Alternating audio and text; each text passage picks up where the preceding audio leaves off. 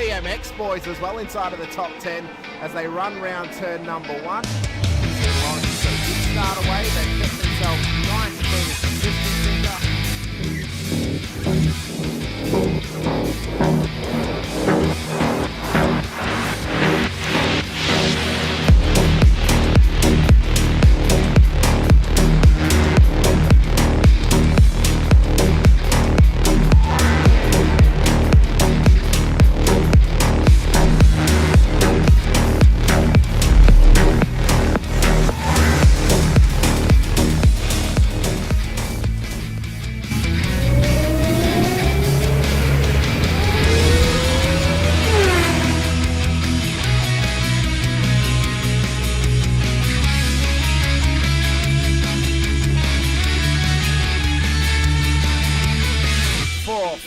lights, and we're underway at Suzuka for the final race of the season. It's a scramble towards turn 1 for the front runners and the whole field in behind as Mazzaroli leads them through 1 already. Davison and Sinise wanting to try and keep right on the tail of Doug Gowans.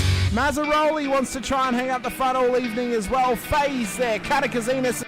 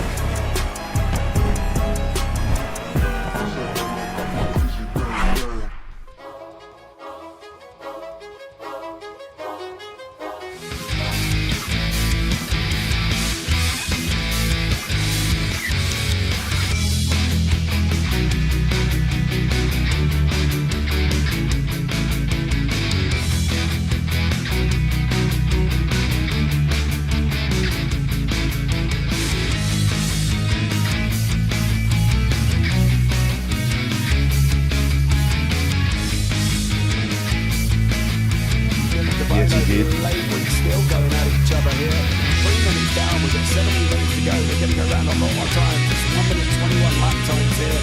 We're not going to stop. Shane Ratcliffe by now as well. Ray Oliver's got Bradley Wall alongside. Looks like Daniel Harding has had some form of incident. We'll pick up on that one in a minute. But Oliver on the inside, got to come back behind him.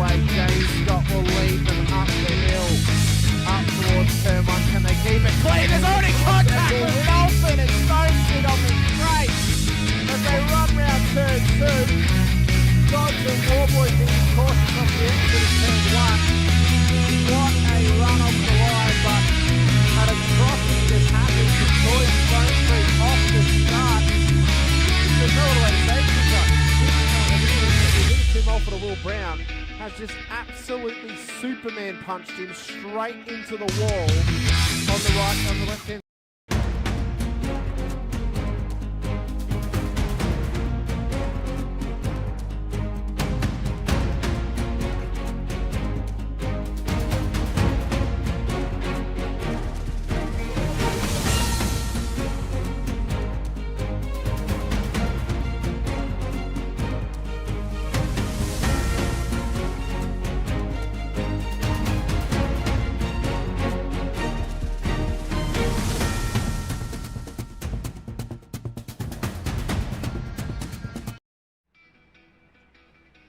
Evening, ladies and gentlemen. Welcome to a special event that only happens 4 times a year. the Australian Open Wheel Nationals. We are out here tonight at the Bend, and we have representatives from the FDL League, from the Gentlemen Sim Racing Club, and from SRW. We are going to be hunting it out there on this amazing bend with 40-plus drivers going for it. The Australian Open Wheel National brings together the best of the best in Australian sim racing, with the elite drivers from the FDL, GSR and SRW going head-to-head in thrilling open wheel battles, competing only 4 times a year. This championship showcases pure skill, speed and strategy in a clash of Australian top leagues titans. Be part of this achievement, you have to do one thing: join SRW, join FDL, or join the Gentlemen Sim Racing Club and race in the respective leagues to get in there and get in on the action. Ladies and gents, we have got a long night ahead of us. Practice is on the go. Downstairs pushing the buttons like he normally does on a Tuesday and Thursday night for SRW is Kobe Jordan. And beside me tonight, the man, the legend, the Queenslander from up above that hates the different time zones, Mr. Zach Caban. Welcome to the room, buddy. Hanging out for Sunday morning like kids are hanging out for chocolate. I'm hanging out for the time switch. And, of course, with that, Happy New Year to all of our Queensland audience in advance for Sunday morning. It'll be lovely to be in sync with the rest of the Eastern Seaboard again. I knew you'd start off on that note, Sinker. Good evening to you, and good evening to Mr. Jordan. Good evening to everybody tuning in right around Australia, right around the world. In fact, rarity for us, Sinker, to be on air live, exclusive and free on a Tuesday night on the GSRC platforms. This is normally our off night, mate, but we'll make exceptions because, some of our guys are, of course, trying to fry bigger fish tomorrow night. This is the first of a big week of events, sim racing in this country. Tonight it's the Australian Open Wheel Nationals, the 7th edition thereof. We've stayed in South Australia somehow. I don't know how we managed to stay in South Australia, back-to-back events in this lovely part of the world, the City of Churches. And then, of course, tomorrow night, many of our guys are jumping over, swapping open wheelers for tin tops, competing in the first round of the, again, Mozza Racing. So it's great to have some continuity there with regards to sponsors. But it'll be the opening round of the Porsche Pro Invitational Series. So we wish everybody the best of luck there as well. So to avoid an overlap and avoid, obviously, trying to divide and conquer, we've moved to the Tuesday night. Everybody wins. You can sit back and enjoy 2 quality nights of sim racing competition. And to be fair, Sinker, we've been trying to get to the Bend for a while, mate. I love that we're here. I love even more that we're on the West configuration. Someone said yesterday the East configuration is the best, and I firmly disagree with that. I think when it comes to racing and racecraft, this is the configuration of this mecca that is, as I like to refer it, Casa de Shahin, that puts on the best spectacle by far and above. And we've seen it on many occasions. Casa de Shahin, Castle of Sam and Yasser Shahin. I thought you were getting some food out, mate. I was getting hungry already. I was thinking, oh, that sounds very tasty out there, mate. Mate, it is something different. It is, look, we do what we can to accommodate the community, and that's the most important thing for all 3 leagues. We're trying to make the best step forward every time we get out there and do this championship, and the best step forward is to work as a community and get it out there and everyone share it. So if you're out there right now getting ready to sit down on some popcorn, you got about 20 minutes before the boys start qualifying. Popcorn, drinks ready. Like, subscribe, and share the crap out of this to all your mates that love open wheelers, and tell them to share it, because we have got 40 of the best out there tonight that deserve to have lots of eyes and ears watching this stream, watching how damn good these guys are.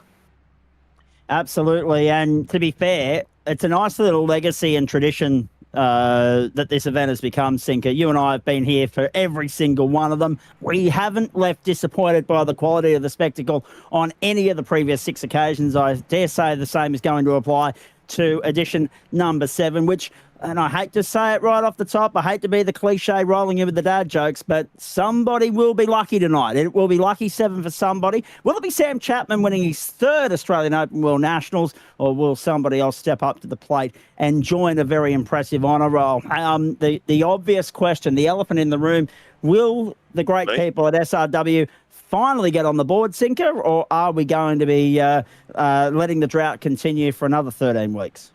Mate, I must be going through droughts in my life, full stop. We won't go into details, but Look, I'm not even going to try to suggest that one of my boys can win it tonight, because every time I thought I was a little bit confident, it just wasn't happening for it. So you know what? Tonight, it's all about the race. It's going to be out there. If someone does win it, it can't be the legend Chapman again. And for God's sake, not again. Even though he's good enough to do it, we can't be doing that again. There's got to be it's got to be someone else's turn. Maybe an SRW driver might get some. It's a mayhem. It's not like a league night where people can play the big picture and drive a certain way for the end result at the end of the season. This is a one-off grand final, so it really is cojones to the wall and give your best foot forward. And sometimes you just got to take that little bit of risk. But SRW drivers been very unfortunate when it comes to that. Yes, normally unfortunate with each other, quite frankly. And I'm very glad you didn't elaborate on the drought factor as well, mate, because this is a family program and it's only knockoff time on the West Coast at the moment. However, can we highlight too, ladies and gentlemen, you'll see throughout the evening, we'll bring you qualifying live. We'll bring you every single element of that 15-minute qualifying session, 1 hour race. That part of it remains unchanged. If it ain't broke, don't fix it. The format remains the same. 1 hour to determine who will be the Australian Open World Nationals champion. But with just 17 minutes to go in practice, the top 28 are covered by less than a second. That's how tight it is around here at Shell V Power Motorsport Park. 3.41 kilometres this course, and fast becoming a favourite among the sim racing community in this country. We were talking pre-show, Sinker, and a lot of people at home won't be privy to this until now. Our broadcast thread in Discord, where we organise events like this and coordinate together the three organisations, we were all trying to do the form guide per se, and everybody settled on Sebastian Eskandari, and quite rightly.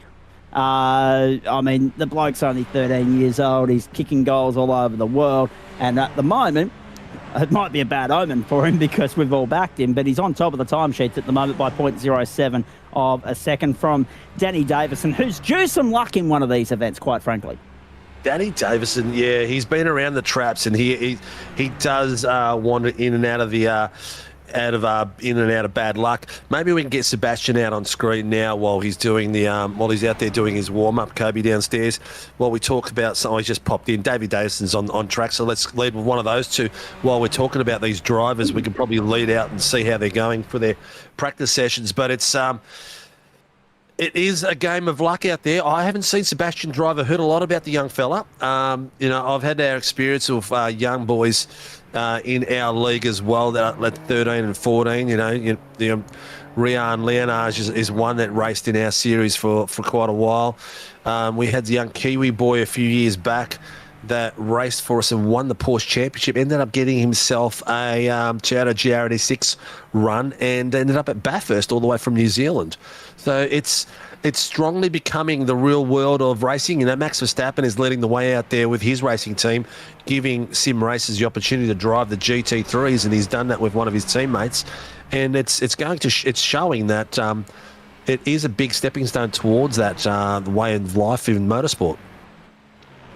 Exactly right, and it's nice to see actually the symmetry now that wasn't always there. There's a lot more crossover, there's a lot more communication, there's a lot more coordination between the sim world and the real world. I mean, let's be perfectly honest, still got to bring your budget with you to the real world, but it's nice to see a couple of names from the real world stepping back into the sim world, because it's not lost on anybody the extra attention, the eyeballs, the interest that brings with it. Perfect example, we had Shane Van Gisbergen line up in the ASRG Bathurst 1000 last year. Dylan O'Keefe from the real world steps into the Porsche Pro Invitational tomorrow night. We've had real world races pop up and race on a regular basis on the platforms of the GSRC too. So, no, I love it. It's one of the great aspects of what we do, because as we highlighted through COVID, and I can't believe that I'm prefacing that without a trigger warning for those of you that still have nightmare flashbacks to that period of our lives of insanity, but the reality of the matter is, Sinker, that was one period in time where it became clear to everybody that as far as participation in sport is concerned, nothing beats the real world experience unless you're in motorsport, because this is as close as many of the community will ever get, and it's their best avenue. This is their best outlet. You don't have this training, breeding ground in football, in cricket, in AFL, in any different ball sport, basketball, netball, etc. It's unique to motorsport, and we embrace it, and we're still embracing it 6 years after the pandemic, of course. We're very lucky. There's a lot of sports that would envy the tool that iRacing is, in terms of the way in which the motor racing community uses it as a platform and as an avenue to stay match fit. Look, it's 100%, and it's not just that side of it. The admin side of it is exactly the same as real world racing as well. Yeah. I mean, all us leagues survive off sponsorships, just like the real world racing does. All the teams out there survive on sponsorship, just like the real world does. It's all about getting popular and getting people around and seeing what these guys can do, just like the real world does. So we are the only dissimilar thing that between us and the real world is, it costs you a lot less repair because you just push the button. Tyres are a lot cheaper. We don't have to worry about wars because fuel is for free. And the other thing is your wife's happy because you finished in 2 hours instead of being gone for 2 weeks. Actually, that's a good point. There's a lot of people that are drawing comparisons from that area of our lives, 2020, 2021, to what's unfolding at the moment. And are we heading in the same direction? Are we going to be compromised in our ability to roam about and live our normal life freely? Maybe the sim racing community is on the cusp of another surge in prominence, in popularity, in participation, whatever the case may be. That was unplanned alliteration, by the way. But yes, it's a very strange time in our world at the moment. But as you rightly point out, this is the far cheaper alternative. Although that brings with it a couple of trip hazards, right? So obviously the economics of it work out far better, but it can be equally as time consuming, in some cases more so, because let's be honest, it's right there in your own house. You haven't got to move too far to go and travel the world, figuratively speaking. So I know there are some long-suffering wives and girlfriends of the sim racing community who would wish more than anything that they actually had to leave the house to go and jump in the sim rig, because it would compromise their ability to do so on such a regular basis. But no, what we have here is very special, mate. It's a community. It's an escape from the insanity of the real world, the pressures of day-to-day life. And we love it. So let's embrace it. Let's enjoy it. Now, let's talk a little bit more about the playground for tonight. It was a unanimous vote that we needed to avoid the puddles of Mount Panorama and the concrete walls there. And, of course, the Destruction Derby, or Demolition Derby, whichever you want to refer to it. It was both. That was the streets of Adelaide. So we've only moved so far down the road, obviously. We're still in South Australia. But at least, as you can see here, ladies and gentlemen, plenty of runoff area to work with. So hopefully we're going to have a cleaner run tonight. Definitely have a cleaner run tonight. I've just seen while we were going gas bagging through the Endofus, this pit exit is right on the race line as these boys are coming down the main straight. And we've just had 2 close calls in practice. Now, in qualifying mode, the car on track will have the roll as we had one of the boys ride that curb too high. Oh, we're straight in the side. 2 teammates from Proline destroying each other through there. Hope he wasn't on a big direct drive. So in the qualifying phase, the driver on track has the right of way, but during the race, the driver entering the circuit will have right of way. So it's going to be interesting to see how that comes across during the race and during the qualifying, because it gets messy very quickly. It's very short across that straight, and the pit entrance comes out right in the wrong spot. But at least people are aware of it, and they have been made aware of it or alerted to it and said, this is the protocol, this is the procedure, this is how we're going to go about it. So it's being policed before the fact, rather than springing up on anybody as a surprise. And every racetrack's different, Sinker. We were talking about this with, I think it was Mazzano a few weeks ago. Every racetrack's different. Some, of course, have a magnificent, smooth, easy flowing sort of return to the circuit. Some don't. Some are very different. So you look at Abu Dhabi, for instance, you go down under the tunnel and rejoin over at turn 3, I think it is, the sweeping right-hander, but at least you're off the racing line. You look at Misano in Italy there, the circuit Marco Simoncelli, they're going around that right-hander at turn 3. The drivers on the racing line, naturally, they're heading out towards the left-hand side of the racetrack, the outside, which is exactly where the pit exit is. We saw contact there in a GT3 race recently because of that contretemps, that trip-up, and that line of sight just not being there, that peripheral vision just not being there for race car drivers. Phillip Island, another example of cars coming straight back out onto the racing line. Mount Panorama, not so much, but still, every racetrack different with regards to pit lane. But this is a point that is often highlighted. Know your pit entry, know your pit exit, know your limits, right? So, and that not necessarily referring to the end of the pit lane, but when you think about the start of the pit lane, the one thing you've got to nail is knowing where the control line is. At the end of the pit lane, you've got to know exactly what's going to be around you when you're heading back out onto the racetrack. Right, we've got 7 minutes left in this practice session. Sebastian Eskandari still remains on top. Denny Davison, Jackson Rayhana and Brodie McConkey, the top 4 at the moment. Kane Ryder and Craig Edwards make up the top 6. GSRC Super Formula Light champion, Daniel Yeaman. I haven't seen him out there as yet. There he is. He's only done 2 laps so far. So Yeaman's a late arrival, probably got held up at work or something. And he is sitting there in 32nd position at the moment. But one thing about Yeaman, he races well. So expect big things from him tonight, provided that he can keep it clean and stay out of incidents or ending up in an incident as an innocent bystander. Plenty to factor in there because, as you've seen already, ladies and gentlemen, 38, 39 cars are going to be zooming down the main straight towards turn 1. So everybody's going to have their wits about them on that opening lap sinker to make sure that they can get through unscathed, with the bigger picture in mind that it's not one on the first lap, it's one in the 60th minute. This is very true, and it's something that we've seen happen a lot in this championship as well. It's shouldn't call it a championship, it's the event, because safety cars come in. We've seen lots of guys that were out there leading like about 4 or 5 seconds at a time, and the safety car comes out and it's all bunched up, and then it's down to the last lap. It's happened more than once. If you want to go back and watch it, they're available on YouTube. And runoff is sensational across here, so hopefully we won't get ourselves, unless a car actually dies on the track, but we won't get ourselves a safety car. It's not going to be as easy to get a safety car as it was at Adelaide, that's for sure. There's no chicanes with a wall that blocks up like a toilet. This is all opened up and ready to go. There is a few places that the viewers will see that the drivers can take liberties with on the race line. And one of the corners was discussed today, and the boys were made aware of it and what they can do. It's natural racing line. I'm not sure if you can find it at the moment, Kobe.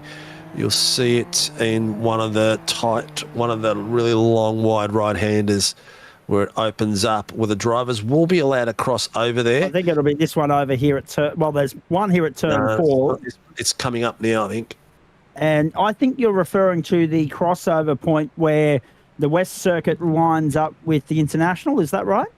I think so. You'll see it coming up right now. We're on down board this straight, down towards the what is the right-hander. There's the left-hander. They go out along the International Circuit. That's the point. Yep, right there. And right here on the exit as well. So the entry and exit of that point there. So the drivers can go off there. The white line is generally the permitted area to run into, but iRacing gives you liberties across that. Like there are other tracks that have similar sort of aspects to it. The drivers just going to be careful that they don't get on the green. Once they get on the green, they're deemed to be off track in those sections. We refer to that as the Watkins Glen, the NASCAR approach of racing, where any bit of bitumen is fair play.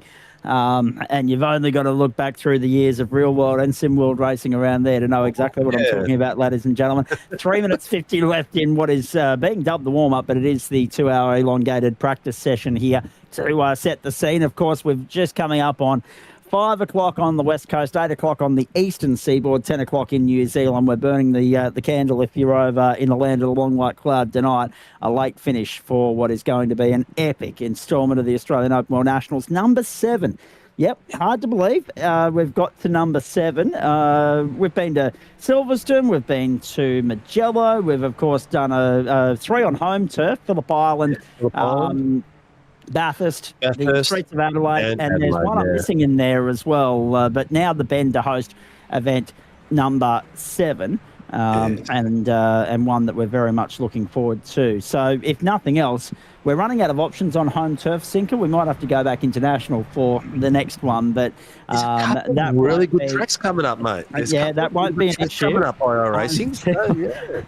Until we get to edition number 8 in about 13 weeks' time. Let me ask you this, because obviously we've established that our friends from FDL are probably the unbackable favourites going in tonight with Sebastian Eskandari. But if someone was to fly the flag from SRW, please, who would it be? There's some really good weapons out there.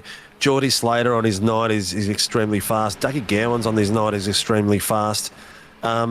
It really comes down to the boys picking up a good rhythm. Jason Depp has been spectacular as a Pro-Am, finished 3rd outright in our series this last few weeks. You know, Daniel Burns, an open wheel specialist who hasn't been in open wheels for a while, he's just come back into the car again, so it can be very, very fast. Tom Donoghue is the FDL owner. He won the championship at SRW this season with an impeccable run, very smart driving and very patient driving. So it's going to be down. There's a couple that can do it, but you know what? You look at Jackson Round. You know, how many times have we thought he was going to win the damn thing, and he's had bad luck. It's one of those things. It's a grand final. You could be out there leading. We've seen Dylan DeBono leading this championship, this event, the first run out by like 5 seconds. Out came the safety car, ended up tangling with one of his teammates. So it's one of those things. It's all the way down. You can't just race it from the very beginning. You got to race it all the way through. Try to stay safe. Try to stay clean. Be smart about it.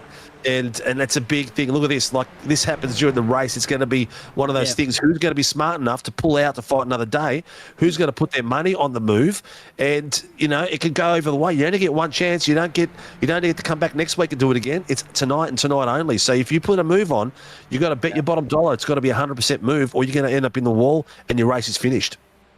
The Algarve International Circuit in Portimao, Portugal was the one that I was just trying to think of there, where Marcus Watson coughed and exploded over the line and Chapo pipped him at the post. Another memorable instalment of the Australian Open World Nationals. Bloody hell. This was spectacular. Fuel, tyres, it's all going to be in effect. Everything. Absolutely.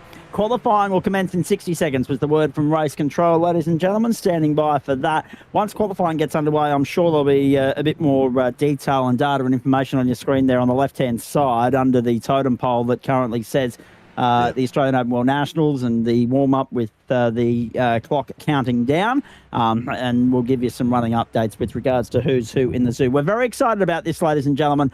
As Sinker said, we only get to do it 4 times a year.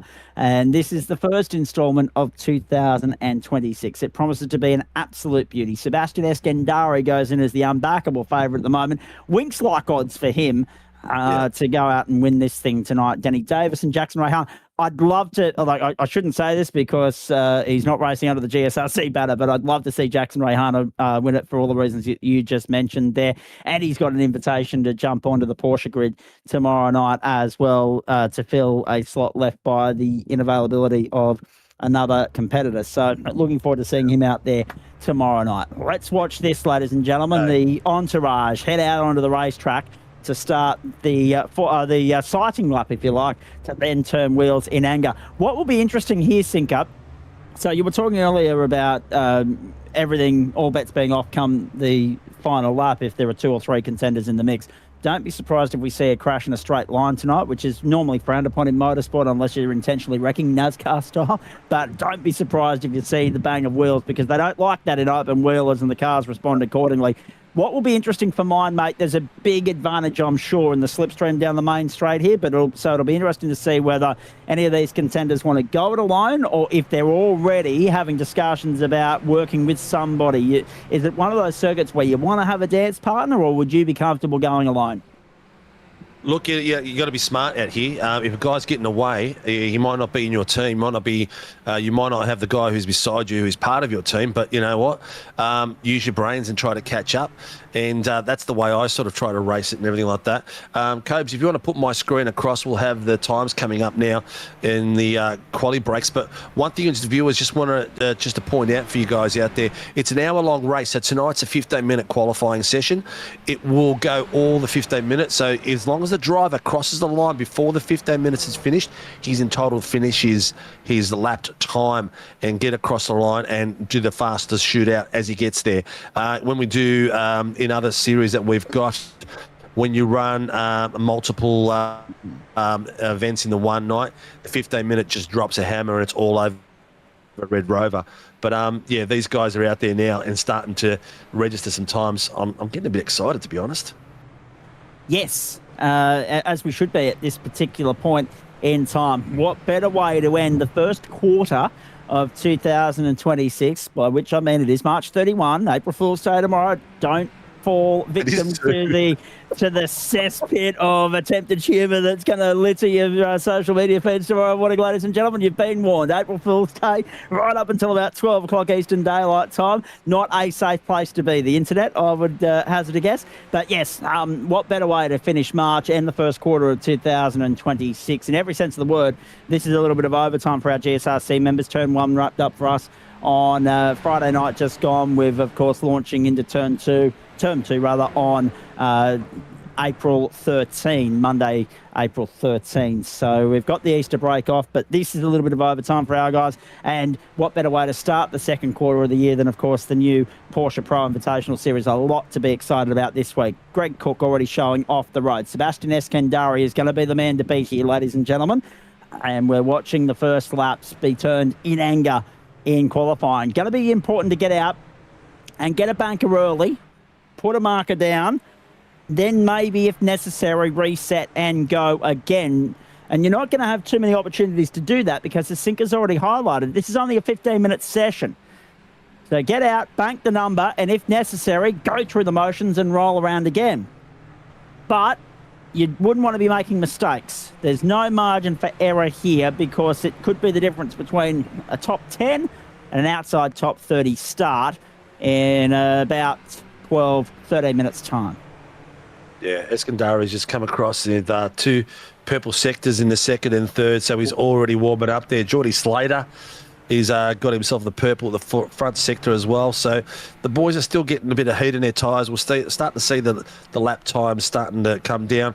But also keep in mind out there, anyone that's racing out there, they've got to do the right thing as well. They can't just slow down wherever they want. They've got to follow proper race procedures, because if they are deemed to be impeding someone out there, they will get themselves a pit lane start. That is part of the rules out there too. So they've got to be very careful. They've got to do all the right things everywhere they go. And also, look at that. Just a little bit hairy out there, Danny Davidson. He's a bloody good driver, Danny. He's just what I've seen from him is he's very well equipped to win something like this. He just needs a little bit of luck on his side. He seems to get caught in the vortex every now and again. Yep. And I call the vortex, the area where you're surrounded by someone a little bit less skillful than you, and they do the silly thing. Sebastian Eskandari is again two purple sectors front section, so he's leading him out there. But it's going to be very interesting to see how he goes tonight. He's always been at the pointy end of this race, but it might be his night. Who knows? Not sure why there's a yellow flag out at the moment, ladies and gentlemen, but we are green for qualifying. Just getting that reference off the top. There we go. Off the top left-hand corner of the screen. I thought that might have been our not iRacing then. But we fixed that. So, yes, we are green. The one thing you won't see up there tonight, ladies and gentlemen, is red, because iRacing hasn't yet fine-tuned what a red flag procedure would look like. Could you imagine that being the next step of evolution for iRacing, Sinker? Of course, they've got the weather system, the Tempest weather system in there. I think that's That's the next logical step. Let's have a look at this, though. Sebastian Eskandari on the absolute limit here. 108.809. Ryan Bell, 108.973. Now he backs out of it. He's going to get set to go again. He's got company there as well, if you don't mind. We'll have to work out exactly who that is following him through. Project 36 drivers. I think that might have been Dave Lawler, the AM champion from this series, following him through there. But he was lucky he's just slowed down right in time to follow him through. The smart ones will be trying to chase some of these faster boys around and get a bit of a toe down this main straight. I'm seeing this main straight here, 2-3 wide, coming into this tight right-hander, into a bit of an S, 2 wide coming through, maybe a third partner trying to squeeze in there, and maybe a car disintegrating, because we know how much these cars love contact at high speed. That's going to be our first issue, I think, lap 1, turn 1. Everybody, as I said earlier, trying to keep their wits about them to get through there unscathed. I think somebody might end up tripped up or checked up. Ryan Bell, Denny Davison, Ryan Borg, Jackson Rayhana all follow Sebastian Eskandari at the moment. To give you an indicator of where the goalposts are, Sam Chapman, a 2-time winner of the Australian Open World Nationals, has just slotted up to 20th. He was 28th, and at the moment the top 28 are covered by less than 0.9 of a second. That's how fine a margin we're talking about here, ladies and gentlemen. You don't have to be too far off the pace to be buried in the field. 7 minutes and 45 seconds to go. So essentially, we're at the halfway mark of qualifying. Sebastian Eskandari has already punched out 5 laps. He's out now on his 6th. He remains one of only 4 drivers to have clocked a 108 so far. So 108, high 108s, low 109 seems to be where the goalposts are, the markers are at the moment. And Eskandari is carrying over that pace that we saw from him in practice and is so far the benchmark, the man to beat. Yeah, just to give the viewers a bit of scope of the pace out there at the moment, all the way down to 30th is 1 second 0.05. All the way to 30th. It's now gone to 31st, so the gap is so close of these boys. It is ridiculous, absolutely ridiculous. Eskandari is out there by 2 100ths over the top of Ryan Bell. So the fight is close. He's the man to beat tonight, but looking at it, but geez, they're close. And yeah, at the end of the day, I'm not sure. I know Eskandari is a good driver, but some of these other boys, are they one-lap specialists? Are they going to be able to maintain this pace all the way through the race as well? That's a different story altogether. So the highlight of the story will come out at that first corner, like you mentioned, and see who's going to be brave or who's going to be silly and bet it all on black on the first corner as well. So it's you know what, we're all racers, and sometimes people get between those white lines, a bit of black stuff in the middle, and it's all over Red Rover. It's the fangs come out, the nostrils flare, and the vents come out opened, and it's all gone. But I'm itching for this with 6 minutes to go. Yeah. We've got an amazing top 10 as Angus Milne just popped himself up in the third place from everything simulated racing up to 108.917. Eskandari's just improved again, mate. He's gone to a 0.639. Yeah. So 2/10 ahead of Ryan Bell at the moment. Tell us a bit about Ryan Bell. What's his background? I think he's one of the FDL boys. Yeah, I was going to say, I'm the wrong person to be asking about that because I don't work with the FDL stable. Tom did reach out to me about doing some stuff, but he hasn't followed up on that conversation as yet because I told him to contact my people. You know what? They probably heard that you get paid by the syllable, and he thought, hell no. Well, this is the point, right? As you know, and I don't mind disclosing this on air because I said exactly the same thing to Tommy. I said, if it's not perceived as a conflict of interest with the GSRC, if you need a fill-in, because he only approached me about being a sub fill-in co-commentator from time to time. I said, as long as it's not perceived as a conflict of interest with my current club that I'm aligned with, all good and well, but go through the club first. So I dare say that's where discussions may have stalled. Ryan Bell showing off the road at the moment as we talk less house on air and more racing. Sebastian Eskandari, as you say, now one of only, 7 drivers now. Tom Donohue's the latest to jump into the high 8s. Ryan Borg just ahead of him. Denny Davison in 5th. He was 2nd a few minutes ago, but Ryan Bell, Angus Milne and Brodie McConkie have all jumped up. And the margin is astonishing, right? So Eskandari's got 0.18 on the field. 0.18 on the field. So then you look at that sinker. all the way then down to Thomas Sinner, who is 1.00 off the mark. So 108.639 is where the goalposts are, and Sinner's a 109.635. So that's 30 drivers within 0.81 of a second. Yeah, because we're crazy, allowing for the 0.18 margin that Eskandari has on Kane Ryder, who's now jumped up into second. Ryder up into second, ahead of Bell. They're 0.018 apart from Eskandari, so it's come down to the thousandths of a second that Ryder has pipped Bell by, and all of a sudden, Ryan Borg's now been relegated to 8th. Tom Donoghue tonight. Jackson Rayhana is 10th with a 109.005. He's that close to being in the 8s. Holy smoke. They're starting to fire up. These boys are starting to set some amazing times out there, but it's still very, very close. It just shows you that we've got the right formula out there across 3 leagues. We're picking 40 amazing drivers out there who are very, very close. It's just going to be consistency across all these laps. With 3.5 minutes to go, people, some of these boys are going to be setting some purples on their sectors. As we just saw Eskandari hit his first sector purple, second papaya. Let's see how he comes across on the 3rd sector as he comes through. Dan Ackland showing up to be able to improve again. He's improved. No, he hasn't improved. He was only 1/1000th off his previous best time. As we see a couple of boys also running off the track, getting out of the way as well. So it's going to be interesting to see how this congestion on track is going to unfold during race time. How good's the side-by-side coverage you've got there too, ladies and gentlemen, on the screens of SRW, of course, also being simulcast across the FDL and GSRC platforms. That's Adam Lavis, I reckon, out of the road at the moment. Eskandari Ryder doing the same thing right now. It'll be interesting to see who decides to park it and call it quits early here in order to get back out. In order to get back out on the racetrack and maybe have a late run, last roll of the dice sort of thing, or they're just going to say, look, we're not going to get any more out of the car. Let's just park it, cut our losses, and then focus on the race. So let's wait and see how this plays out. If you're on track at the moment, chances are you're probably going to get 2 more rolls at the dice because the flag will fly in 2 minutes and 4 seconds time. But anyone that gets past the control line before that flag flies can finish the lap they're on. Eskandari 0.018 to Ryder and Bell. Ryder are now a 108.814, 0.009 ahead of Ryan Bell. So he has managed to wrestle a little bit more out of that Team Max Boost entry. Team Max Boost 1-2 at the moment. I don't think we had that in the script, in the form guide coming into the night, but that's the work that Team Max Boost are capable of under the guidance, the leadership of the quality 13-year-old Sebastian Eskandari. He and Kane Ryder are here and they mean business. They do, mate. I don't think actually anyone out there doesn't mean business at the moment. A lot of people are actually doing the right thing, getting out of their way too when they're on cool down laps. So it's good to see a lot of sportsmanship out there as well. People aren't getting in the way of each other.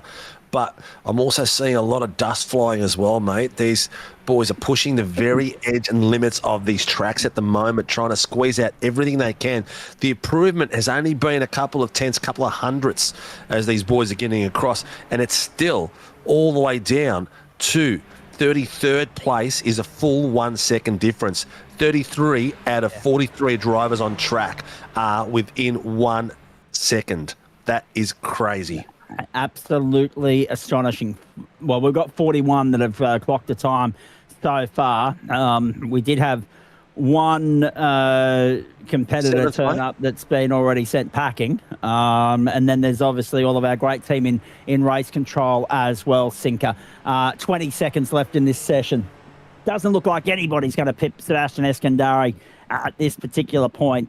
And he's out now on his last flying lap. He won't get back to the line before the flag flies. This will be it for him. It'll be very interesting, mate. I'm starting to get a bit toey here. Ryan Bell's finished in the 3rd. Oh, Bell's gone up to 2nd place. He's got himself on the front row. He's got himself on the front row. So that's brilliant bit of work there. We are talking 1/1000th of a second between the two. So that's ridiculous.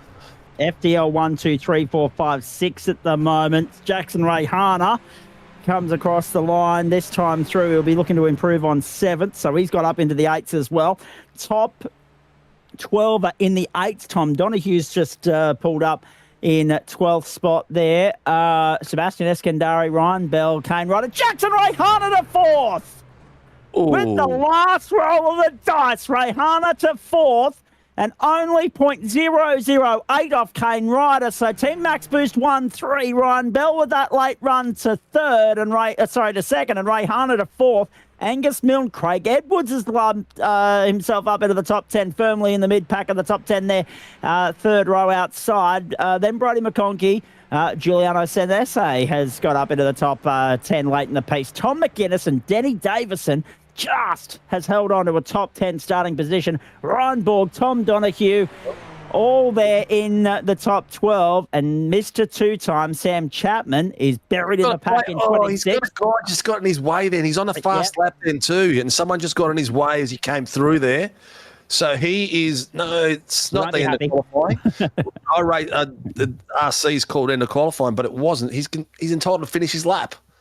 No. The 15 minutes had already expired. The 15 minutes had already expired. So, did he already cross the line before the 15 minutes? Yeah. So, and because it's only a 1 minute and 8 second lap around here, mate, by the time you get to the 16 minutes and 9 seconds, which we'd already surpassed, everyone should have already completed their flying lap. Wow, righto. We are now in the gridding phase, Sinker. This is where everybody starts to get the hair on the back of the neck standing up, and we are ready to go. Have a look at that for a grid, ladies and gentlemen. Sebastian Eskandari alongside Ryan Bell, front row. Kane Ryder, Jackson Rayhana, second row. Angus Milne, Craig Edwards, third row. Brody McConkey and Giuliano Senese, fourth row. Tom McInnes, and the best of your mob, Denny Davison there for SRW on row 5. Take us through rows 6 to 10, please, Sinker. Mate, we have got 6 to 10, some spectacular guys out there. Ryan Borg and Thomas Donohue are in the 6th row with Daniel Byrne and Texaria in 7th row. Hilly, oh man, I can't even read these things. Yep. Mark Hilly in 15th place beside Dougie Gowans in row 8. Row 9 is Geordie Slater with Greg Cook, and row 10, Mitchie Noble with Jason Depp flying the SRW colours, those last 4 guys. Row 11, Alex Stevens alongside Dan Ackland. There are a few new names to both of us tonight. We'll bring you as much intel as we can as we go, ladies and gentlemen, but it's nice to introduce a new audience to some of these drivers as well. Dan Yeoman, the GSRC Super Formula Light Wings and Slicks champion this season, alongside Madeline McGee on the 12th row of the grid. Luke Brooker and two-time champion of the AOWN, Sam Chapman from row 13. Anthony Bate, David Gallo, Callan Hodgkinson and Matthew Neal round out the top 30. We just keep going, don't we, mate? We just keep going because row 16, we've got Darren Fahey, the OG, the original guy at SRW, is beside the young fella Timothy Schmellenberg. In row 16, we've got Thomas Sunny Sena beside Bradley Hudson, who is a former SRW admin racing for the GSRC boys tonight. In the 18th row, we got A Maverick beside Jay Baldwin. And in the, 19th row, Martin and Rotto. And then 20th row, Sheaf and Lawler. This is going to be spectacular. I think we've got 3 more to go. Did they qualify? And Greg Barber are going to round out the field there, ladies and gentlemen. And everybody else, I think, is in race control. So, race control tonight is Greggy Barber as our race director, and Tyson McAvoy as the race steward, and Stephanie Bacoli and Joshy Horton will be driving the safety car. And I believe there's a JSRC gentleman in there as well. Is it Travis Azzopardi? It is. It's the great man Travis Azzopardi, who has been one of our prominent race control operators throughout the course of term 1. One of the thankless jobs within the club. Someone's got to do it. Travis put his hand up and he's done a mighty job of it as well. And we are greatly appreciative of it. Also appreciative of the great sponsors that are associated with all 3 clubs that make everything that we do here possible. We'll give them a little bit of a plug later on when time permits. Who's your tip? Quick. I haven't got one, mate. I'm not even going to dare go that way. Not even dare go that way. I'm going to go, you know what, just to throw it out amongst the pigeons. It's not a likely one, but, mate, I'll put my $1 a million to 1 on Dougie Gowans. All right. We are green. Sebastian Eskandari makes a beautiful start. Look at Rayhana beautifully across in behind Kane Ryder. Ryan Bell down there on the inside, 3 wide. Eskandari's under pressure. Ryder wants to lead it from the front, but Eskandari gets across to cover off his teammate. Ryan Bell around the outside. Kane Ryder on the inside. Rayhana McConkey. Everybody safely through so far. A smooth start here at Shell V Power Motorsport Park. And Ryan Bell taking the fight to Sebastian Eskandari out of turn 3. They're side by side on the run up to turn 4. The 7 and the 23 have already been pinged for jumping the start. Right them out of contention from the outset. Unfortunately, ladies and gentlemen, it's a long way back for a drive-through penalty here at the Bend. Yeah, that looks like Dougie Gowans, and I'm not sure who 23 is.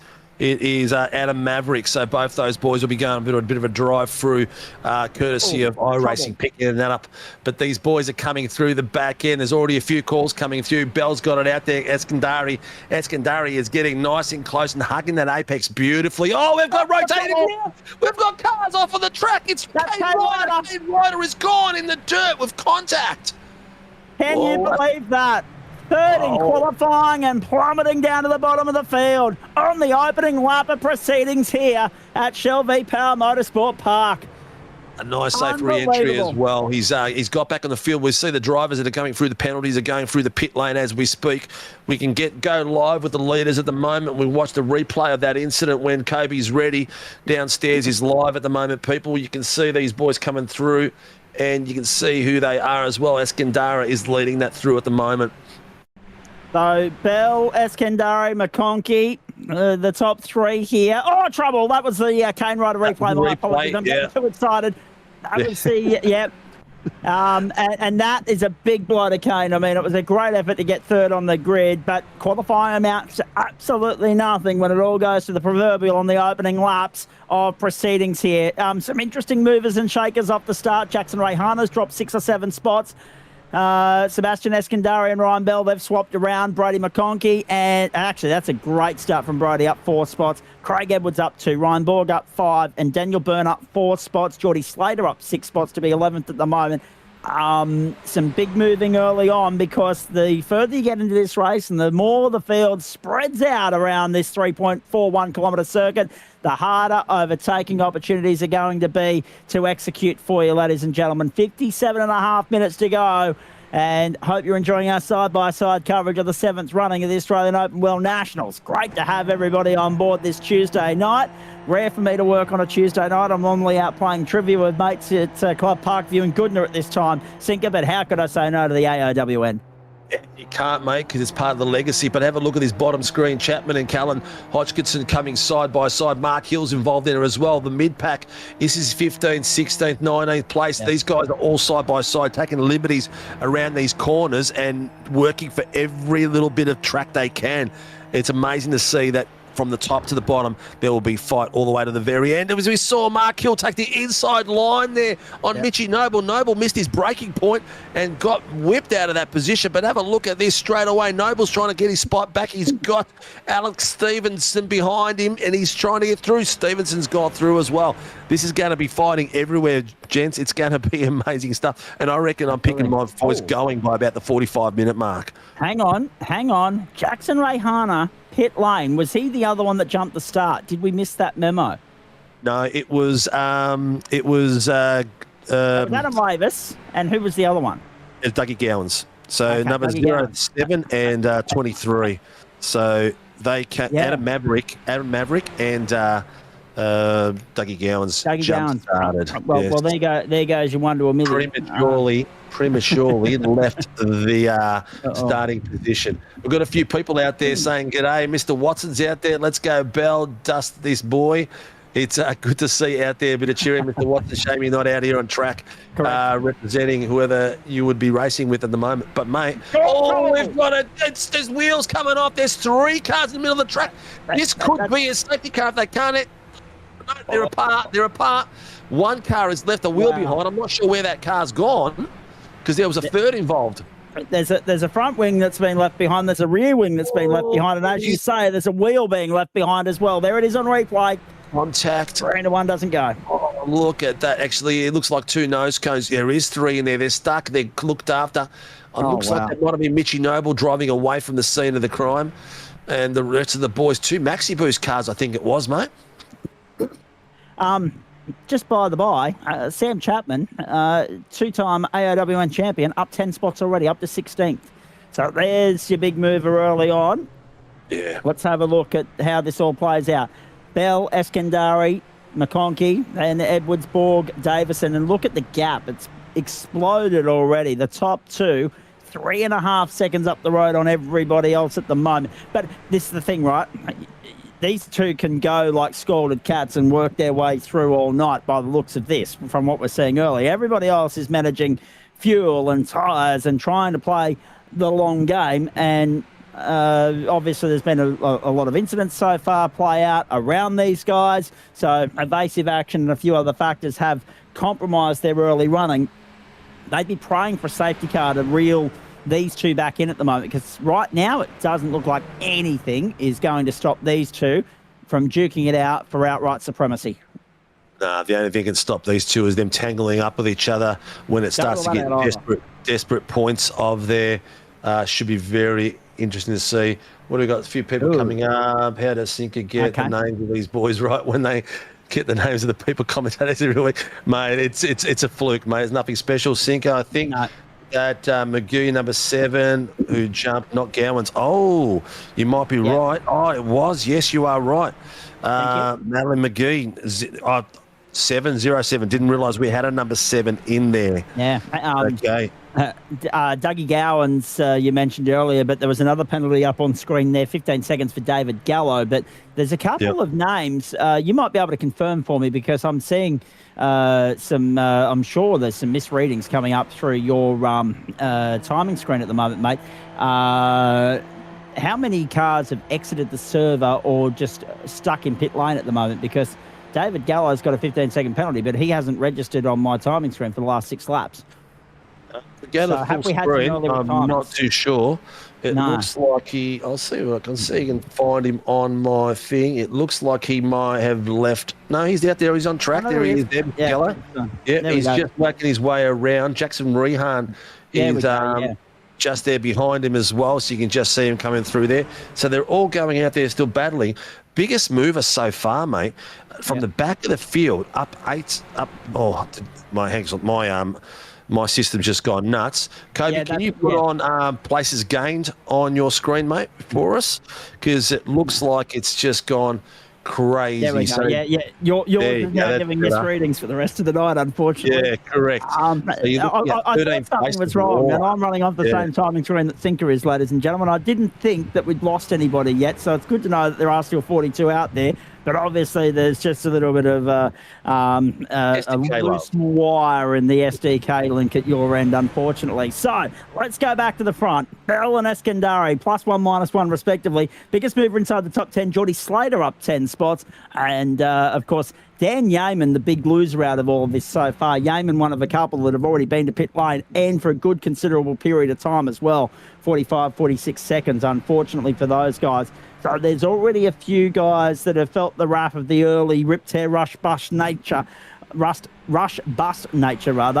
the Australian Open World Nationals and have paid the price. So it doesn't look like... So it looks like that curse is going to continue, right? We've spoken about this before. If you win your club's respective SFL season, it doesn't bode well for your success rate in the AOWN. Very, very true. Let's see. Donahue is where at the moment? He's our current champion out there, but he's representing FDL. He's in 11th place. So he's not doing too bad. He's only missed 1 place. Ryan Borg has just set the fastest lap, if this is correct, the 108.553. So he's setting that alight big time. SDK settled itself. These boys have pulled away 4.23 seconds at the pointy end. They are on the next level. So their average lap time is a 108, around a 108.6. Everyone else is around 108.9s and onwards. So they are setting a very, very high standard at the pointy end of those two. I think it'll just be a case of we've had this before on the platforms of the GSRC. Whenever you shuffle the footage back to pick up a replay or something, it tends to not like that SDK. I think that's what the issue might be, Sinker, but we'll wait and see if it plays up again throughout the balance of the evening. 50 minutes to go here, ladies and gentlemen. You're seeing side-by-side coverage because there's that much for us to try and stay across trouble. There's a back marker off the road there. The 956 is picking up a 10-second penalty for lap 1 and an incident that played out there. That's Mitch Noble, of course. Ryan Bell, Sebastian Eskandari, Brodie McConkey's now under pressure from Craig Edwards, Ryan Borg, Denny Davis and Geordie Slater's got Angus Milne for company. Daniel Burns under pressure from Tom McGinns. That makes up the top 10. Donahue and Hilly make up the top 12. Hilly, of course, out there for Logitech G Orbit Drop Air Motorsport. That's a mouthful and a half. And we're looking down through the field. Adam Lavis is trying to recover after that early drive-through penalty for the jump start. In the meantime, have a look at this. Bell's just playing the long game here, and I get the feeling that Eskandari is as well. I think Eskandari is quite content to let Bell tow him along rather than the other way around. I think Eskandari is viewing this as the strategic play to try and put himself in the best possible position to be better off from a fuel standpoint, from a tyre wear standpoint, other factors, as this race plays out, Sinker. I just get the feeling that he's happy to follow until he's in a position to pull the trigger and go and then keep Bell at bay. It doesn't look as though he's in a hurry to do it, and nor should he be, because we're only at the end of lap 10. We're only 11 and a half minutes into the thing. Mate, his average lap time is sitting there between 1:08.6s and 8s. Oh. He's just did a 10. He's just set the fastest lap as I opened my big mouth as he's come a beautiful toe down the main straight. Is he going to have a look at him at the moment, or is he going to keep following through? He's playing the long game here, mate. He's definitely playing. Gallo is getting himself a drive-through penalty. Oh, so that's another one. Yeah. Wonder what he's done, Mr. Gallo. He's done something wrong there, so he's got himself for contact. But yeah, it's these two at the front. They're just setting a massive standard, mate. As simple as that. The battle's everywhere. 17 places up is Nicky Martin, the SRW driver, who actually finished third outright last season in this final race that we had for the year. Out of nowhere, he just consistently stayed out of trouble, and he looks like he's playing the same project tonight. Up 17 places in 20th place, so he's following Dougie Gowans through by the look of it. Indeed, that is the case. Just joining us, these are the early stages of the 7th running of the Australian Open World Nationals. That is Ryan Bell leading Sebastian Eskandari down the main straight here at Shell V-Power Motorsport Park. That's the rejoin issue we were talking about earlier, Sinker, in qualifying. But the boys saw the car exiting pit lane and were well alert to it. No incident as a result of that. Fair play on. But yes, Eskandari plays the long game. You talk to a lot of the drivers, Sinker, they often say, there's not much fuel saving that goes on in this caper, but every milliliter that Eskandari can save here is one less milliliter he's got to take on pit road on the second time through. It'll probably be a full fuel first time through, but the second pit stop is going to be the defining point of the night, if there are 2 pit stops, of course. So I'm basing that on previous assumption based on what we've seen in previous incarnations of the Australian Open World Nationals, of course. So if you've got to do 2 stops here, we're starting to get to the window of opportunity for the first one to be ticked off, but any little bit of, tenth, 100,000th of a second you can save on pit road, be it with your transit, nailing the control line, sitting stationary in the box, any little 1% you can nail there could be the difference between being P1 and P2 at the end of 60 minutes. Right now, there's nothing to suggest that Sebastian Eskandari, he's been in a position on a couple of occasions, but has been patient, and that takes a level of restraint and control, and he's to be applauded for the level head on the shoulders of which he's playing this game, the long run here tonight. It's very clear that he doesn't want to pull the trigger too early. Jackson Rayhan has picked up a time penalty for contact with car 59 on the second lap as well. So things go from bad to worse for Jackson. Yeah, he's another Australian Open World National opportunity gone begging. Yeah, well, not yet, mate. Not yet. Anything has happened. We've seen Chapo come from the way back there, and I was just watching him a few seconds ago. Craig Edwards was having a nice little battle there with Brody McConkey and took him nicely and cleanly across one of the corners. So these boys from second, third and fourth coming through here, having a great little run. But Chapo, you never discount him. We know how he is with the fuel saving. He's just there at the moment, sitting in a nice clean spot, nice air in front of him and cruising through. The things will change very dramatically when we start hitting these pit stops. Having a look at the bottom screen straight away there, Broden McConkey with his teammates swapping places at the moment. Ryan Borg putting pressure on him as well, coming through. But the boys are still battling. This is all the way down, a bit of a lock up in that rear as well, all the way down to 6, 7 and 8 at the moment in the bottom screen, all the way down to, not like it's down a couple of miles, but it is a fair way away from these boys who are pulling away very, very quickly still. Yeah, that margin now out to 5 seconds between first and third. Extraordinary pace this early in the piece. It amounts to nothing, of course, if we get a safety car deployed at any particular point in time. They'll be reeled back in. But in saying that, it does give them a tremendous leg up when that safety car is called, because they'll be hitting pit lane before anybody else gets the chance. Let's hope that we don't get any of these guys have safety cars screw their strategy and race opportunity over like it did Oscar Piastri on Sunday afternoon. But in saying that, it was just nice to see Oscar start a race, which is a nice change of pace given how 26 has played out for him so far. Ryan Bell, Sebastian Eskandari, Ryan Borg up there in third spot. Edwards is fourth, and they are duking it out, and also duking it out on screen at the moment down towards turn one. I'm just struggling to pick up the red, Joe, on those guys at the moment, but Denny Davis and Brody McConkey are also latching on with Craig Edwards and Ryan Borg, and Thomas Sinker and Darren Fay and a few others. Slater and Milne, Byrne and Hilly make up the top 10. And have a look outside. Jackson Ray Hunter now minus 29 and Dan Yeaman minus 18. Two of the contenders going into the night very much on the outer at the quarter race distance marker, or 2 minutes thereafter. The former champion, Sam Chapman, where's he dropped to? He's still 16th at the moment. No, he's still doing 16. He's doing really well. There's a few passes that we saw on the bottom screen there with the boys coming through. They're getting stuck into each other a bit more now, so it's interesting to see. Ryan Bell, pit lane. Here you go. First pit stop. So he's pulled the trigger and gone early. Ryan Bell's on pit lane, ladies and gentlemen. That's routine. That's scheduled. At the end of lap 15, Ryan Bell hits pit lane. That's at the 18-minute mark too. So that sort of sounds a little bit early for me, mate.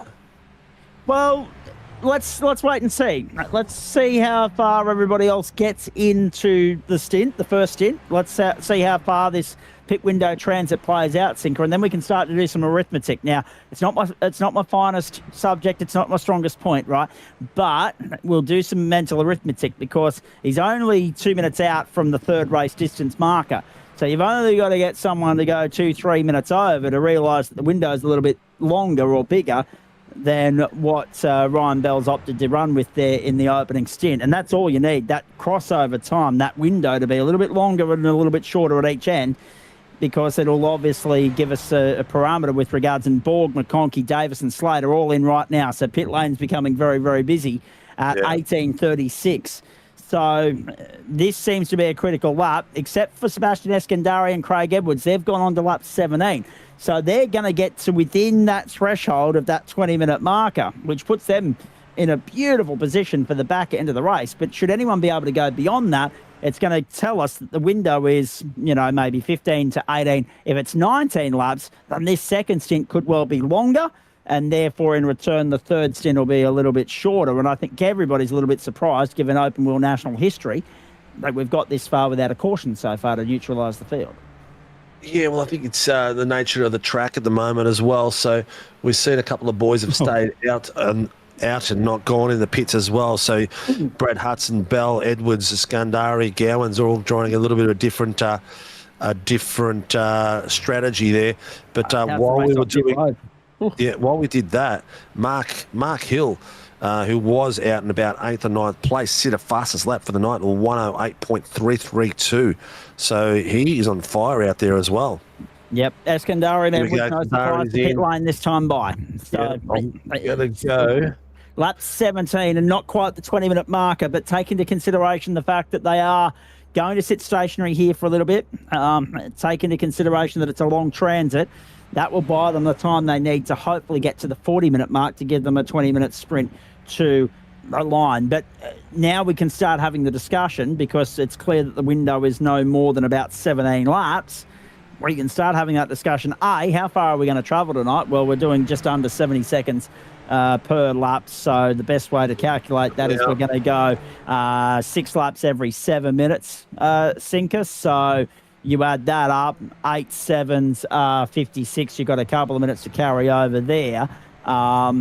6 laps because it's 70 seconds a lap. So that's a minute 10, 2, 23, 34, 45, 50, 6, 60 is obviously 7 minutes. So 7 minutes to 6 laps. 6 7s are 42.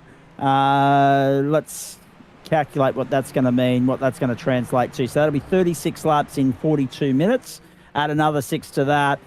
You're getting 42, 48. We're looking at the trajectory of about 51 laps here tonight, should it go full distance, caution free. Maybe take one off for the pit lane transit to accommodate that. But maybe not, because the pit lane transit wasn't too bad. And the stationary times, pit stop times, 4.88 is about one of the quickest I can see there. Some have stayed a little bit longer, 7, 8 seconds maybe. But, yeah, about 51, maybe 52 laps is where we're heading tonight. So if you've pitted lap 17, you're feeling pretty happy with yourself right about now. Yeah, you are, and it's not too far from the distance that they travelled in Japan over the weekend as well. That was a 52 lapper, I believe, or a 53 lapper. But Ryan Borg on the bottom screen is setting it alight, following his teammate Brody, and these boys are going cracking pace around the back there. They're probably the closest little battles at the moment. Ryan Bell is now crept onto the back of Sebastian with 2 tenths. That you can see on the top screen, putting some pressure on. The Pro Line boys are everywhere at the moment. They're in all the battles. Isn't it interesting though, right? So Eskandari obviously stopped later than Bell. The overcut has worked for Eskandari. So he is now going to take up front running. It'll be interesting to see how Bell plays it now. Because, and apologies for the slip up there, we do have a Stephen Bull. So we do have balls and bells and balls everywhere. But no, so there is your first indication as to how Ryan Bell wants to play it, ladies and gentlemen. Straight down the inside, use the slipstream to his advantage, pulls out of the draft, goes for it, and reclaims the lead in the Australian Open World Nationals here across the platforms of FDL, SRW and the GSRC. And that's a very different strategic gameplay to what we saw from Eskandari. Eskandari content to tuck in behind and follow. Bell, no such philosophy. I want to lead from the front, and I want you to follow, and I want you to stay there, quite frankly. Yeah, we just missed a beautiful pass there by Miguel Costa on Dylan Rollo coming through the back corner, where we showed earlier on how the people are taking liberties of the tracks. Did a beautiful clean pass on the inside line. Looks like Jackson Rehan's making a bit of an attack at the moment as well, with the boys in front of him. If we can just get back to him. But my SDK is doing its head in at the moment. Yeah, there he is there, coming through. This is the direct swap, isn't it? Have a look at this. This is like Twilight Zone moment with these boys switching around. They're going to take it through. They've got another pit stop. I think it's going to end up like this all the way through to the next pit stop, and then we're going to see a sprint between these boys. One of them is going to have to try to break the toe. They won't be able to just keep doing this all the way to the end. Lawler, car 18, lap 18, car 13, 10-second contact, car 8. I'm actually going to go down a very different lane to you, Sinker. I'm going to disagree with you. I think they can keep up this level of intensity and this level of aggression for the whole 60 minutes. Whether they'll trip up in the process or not remains to be seen. Can they keep it clean? Well, early evidence would suggest absolutely they can. But what we'll see, I think, is a ramp up in the intensity of their squabble once that second round of pit stops has been completed. So what I mean by that is they're going to be looking as they go here where their possible opportunities to overtake might present. So obviously turn 1, that's a given. We know that. Turn 3, trouble at the back. We've got a car off the road. Edward's taking liberties. He's going out. There's no petrol station out that way, mate. No. Keep coming across. That's Craig That's Edwards, a yeah. long way to go. And he's dropped all the way down to 12th as a result of that sinker. Wow-wee. Yeah. So Yep. all of a sudden, there's your leader. Bell, Eskandari, 0.259 the advantage. Further in behind that, Davison, Slater, Borg, McConkie, Milne, Byrne, Donahue and McKinns. Somebody's pulled over at the pit entrance. Where'd he go? Right in line. Someone pulled over right in the middle of the pit entrance then in the red and white area, but I can't see the car anymore. Well, we've got a Team Max Boost car limping back to pit lane on screen at the moment too as well, mate. Oh, look at this. Rider? Down there, that is McGee.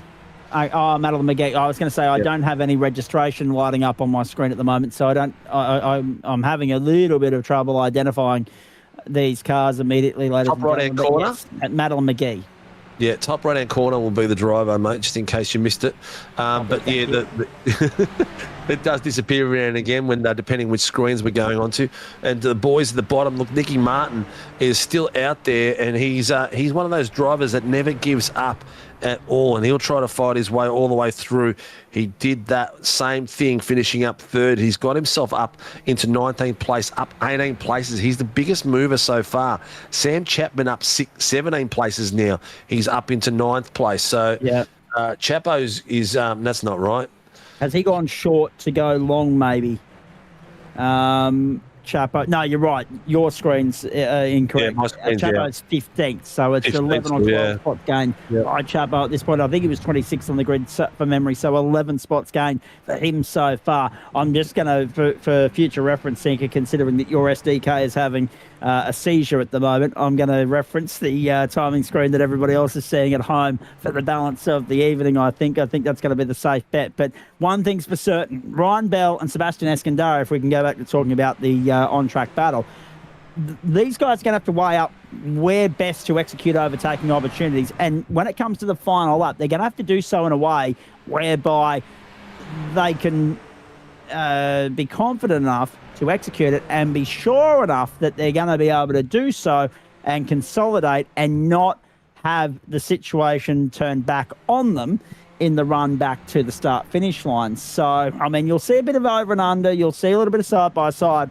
but there will be a defining moment, and I don't think it'll be left all the way to the last corner. I'd expect that to be a fairly defensive sort of run down there if they're still this close.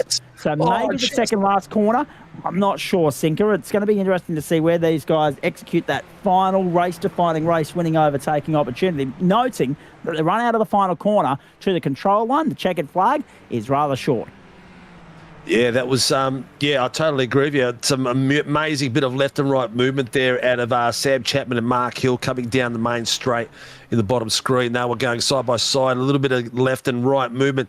One was getting inside the other one's mirror and faked it to the left and went to the right. These boys are really throwing the gauntlet out now in this mid-pack in the 15th and 16th. They're trying to get as many positions up as they can because we're coming up to the pointy end of this race where they can't afford, if they want to be there at the top steps zone, even in the top 5, they need to make their moves now from the mid-pack onwards. I think Chapo's going to try to make a move now, and Hill was doing a cracking job there as well. Across the start-finish line at the end of that previous lap, we had just over 31 minutes left in this race, ladies and gentlemen, almost 25 laps in, and it has been neck and crop, razor sharp, incredibly tight between these two from the start, Ryan Bell and Sebastian Eskandari. So hard to sway which way it's going to go at the moment. Hedge your bets, ladies and gentlemen. This is a 50-50 shot. Eskandari came in as the unbackable favourite, but Ryan Bell, happy to be the underdog in this instance, with clear air, but knowing full well that he cannot afford to so much as slip at any point around this racetrack because Eskandari's there waiting and ready to pounce. Across the start-finish line we go. Another lap in the books. Eskandari happy to tuck into the draft and go for it. Again, with fuel saving in mind, Sinker. what we saw there earlier. If this goes, see, there's a couple of things here, right? Yep. If you can't stretch your tank any more than 17 laps, you're in a bit of trouble, right? If you've got to stop every 15, 16 laps, you could be looking at a 3-stopper tonight. You probably don't want to be looking at a 3-stopper. That probably rubs you out of contention. If this goes green all the way, everybody's going to have to start getting the calculators out and crunching the numbers and saying, whoa, up, hang on, we're in a bit of trouble here. We need to rethink our strategy on the go. 100%. And just like us, they're doing 3 things at once, and they won't be able to calculate it. As much as I like Milne Dont's formula that they've shared with us in YouTube, unfortunately, we're watching screens, watching timing tables, and trying to do these things on the fly. So formulas don't quite work for us in that time. A lot of these pros in the pro world will have people in the background doing, oh, look at the contact, champion. Oh, that was very, very, very close there with Stevens. Oh, no, it's Jason Depp coming through, the Pro-Am champion from SRW with the legend that is Mr. Chapman, who is he's working his way up the field, mate. I told you he's put the foot down. He's starting to get his points across because he needs to make his move now. So he's there and thereabouts. Safety car has been called, ladies and gentlemen. Safety car has been called. It's Jason Depp does the perfect thing and goes in the pits. We have a car stranded on the pit exit. That's where that came from. I'm not sure how the accident happened. Is that Thomas Sonny Cena or one of the JVM boys? Limping away from the scene of the crime, and that is Schellenberg. Yep. Number 664. Oh, God. Oh, dear.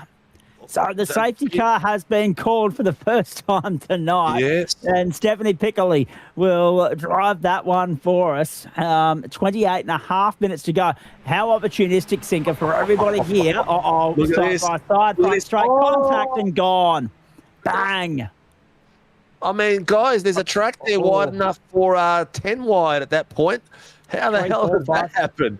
Actually, you know what? This is exactly what you said. There's going to be an accident on the main straight.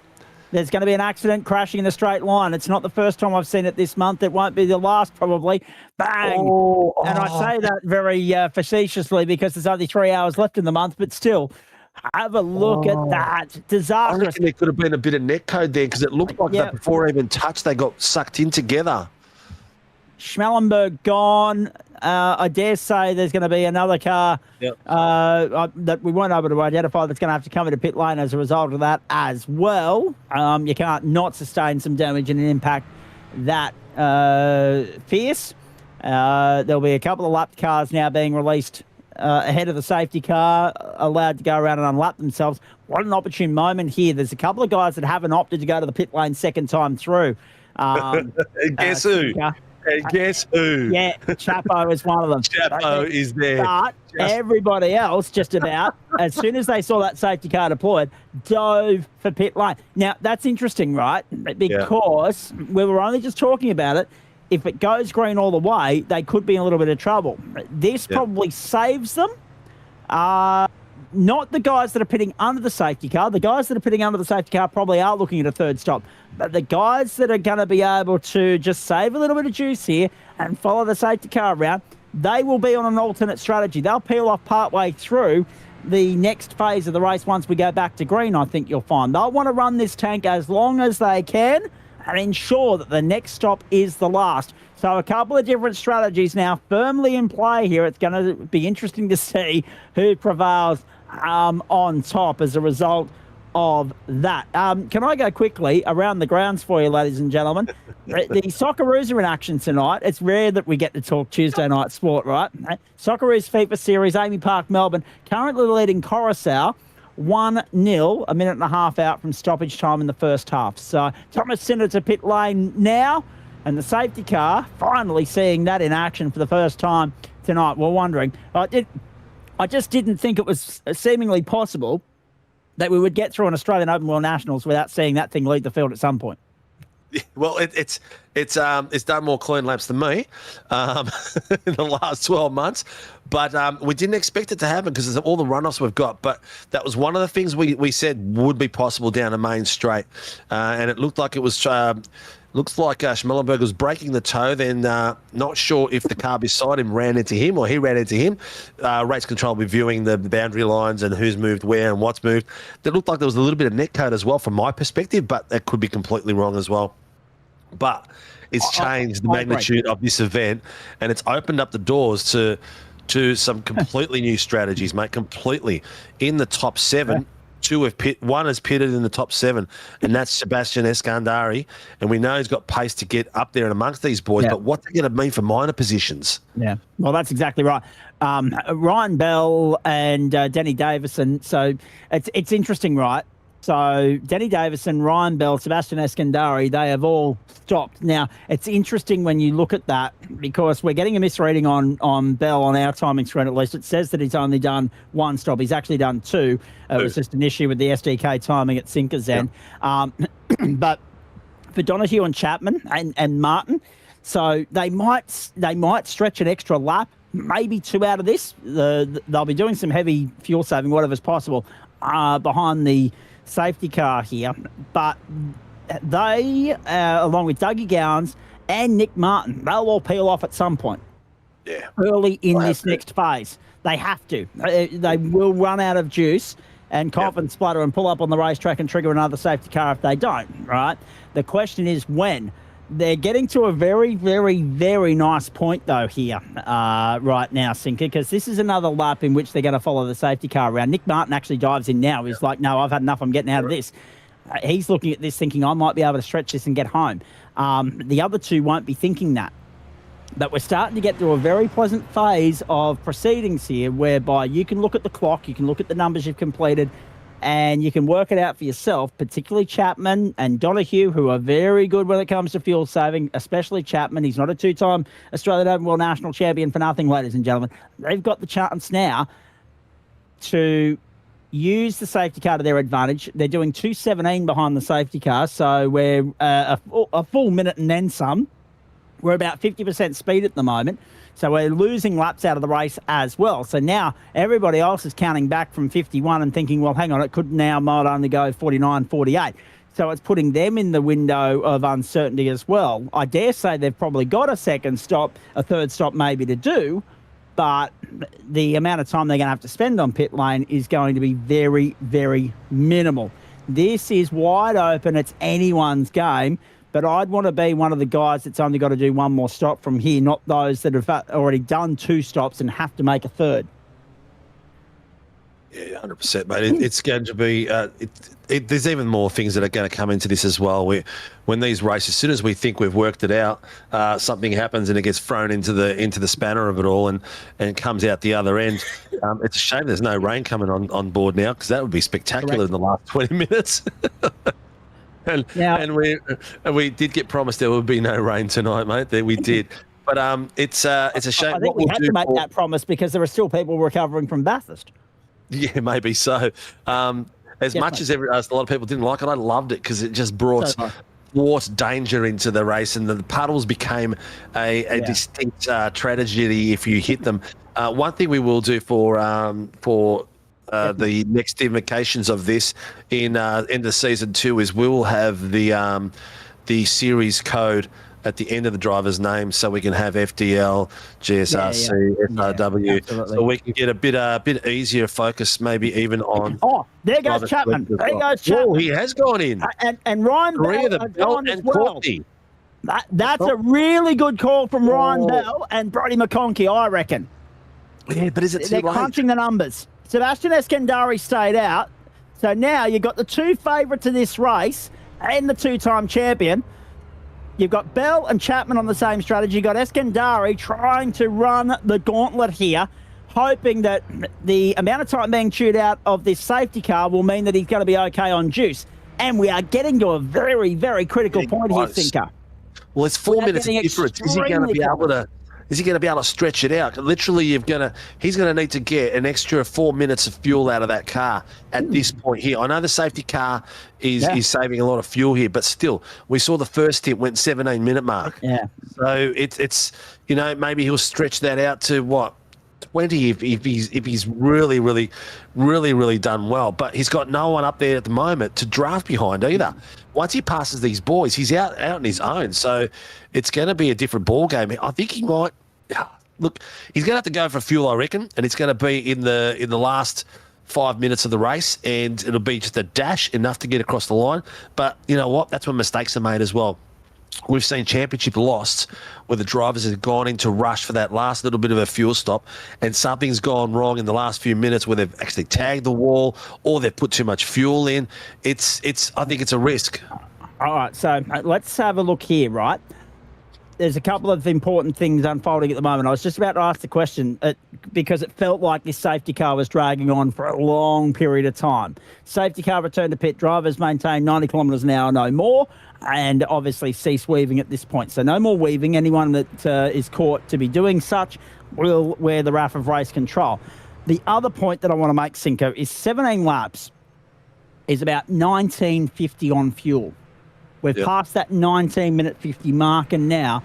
So as we come back to the line, we're looking at 17 laps, no more, if we go green all the way. That means you're going to get to 48. That's the critical number. Already Hudson pulled off. And it's Tom Donahue that leads us back to green. Dougie Gowans is in this fight. So too Sebastian Eskandari and Denny Davison. Reinborg, Geordie Slater. They're weaving, they're working their way through. Big dive at turn one. Eskandari's off the road. And Doug Gowans is going to capitalise on that. Tom Donahue leads at the bend. Cracking job there. Skandari's all over the back of him like crazy. You've got Slater in there as well. Ladies and gentlemen, we've got 3 SRW series races already in the front place, even though Donahue is not. But look at this, 2 wide coming through side by side. They're making it around there. Eskandari's taking the inside line. He's taking it all the way through. Is he going to be able to push it through across there? Slater is making sure he's 3 cars wide. He's getting the elbows out completely. Eskandari's got the pace coming through the edge of the corner, but Slater is blocking the line beautifully coming through there. Gowans has got him to the 4th. Borg in 5th. Milne in 6th. Daniel Byrne 7th. Davidson 8th. Edwards 9th. And Auckland in 10th place. What a start that was. We just saw a car go off. A car has gone off. It looks like it's facing the wrong way. Who is the car? It looks like a Maxi Boost car. Yep. Well picked up. Is. That's 75. Oh, Danny Davidson. Oh, my God. We talked about Danny Davidson's bad luck out there. And, oh, my God, it's happened to him again. Passing under safety car ×2, number 7, which I think is Madeline McGee, is going to be held for a 30-second stop-go penalty for passing under the safety car. My goodness. Yeah. So another spanner in the works. Right, Tom Donahue leads, Sebastian Eskandari, Geordie Slater, Ryan Borg, they're all in there. Dougie Gowans is 5th. Denny Davison has no luck in these things. Jackson Rayhana has no luck in these things. It is a curse, the Australian Open World Nationals, for those 2 gentlemen. Somebody's going to be lucky tonight. Will it be Sebastian Eskandari running the gauntlet here, having stopped last on lap 27? Now, I don't care how much fuel you've saved over those 4 laps, Sinky. You've still got to get 17 on my numbers to get to the checkered flag. So that would make it a 21-lap stint. We were talking about the lap times being twice as slow as what they would be at full tilt.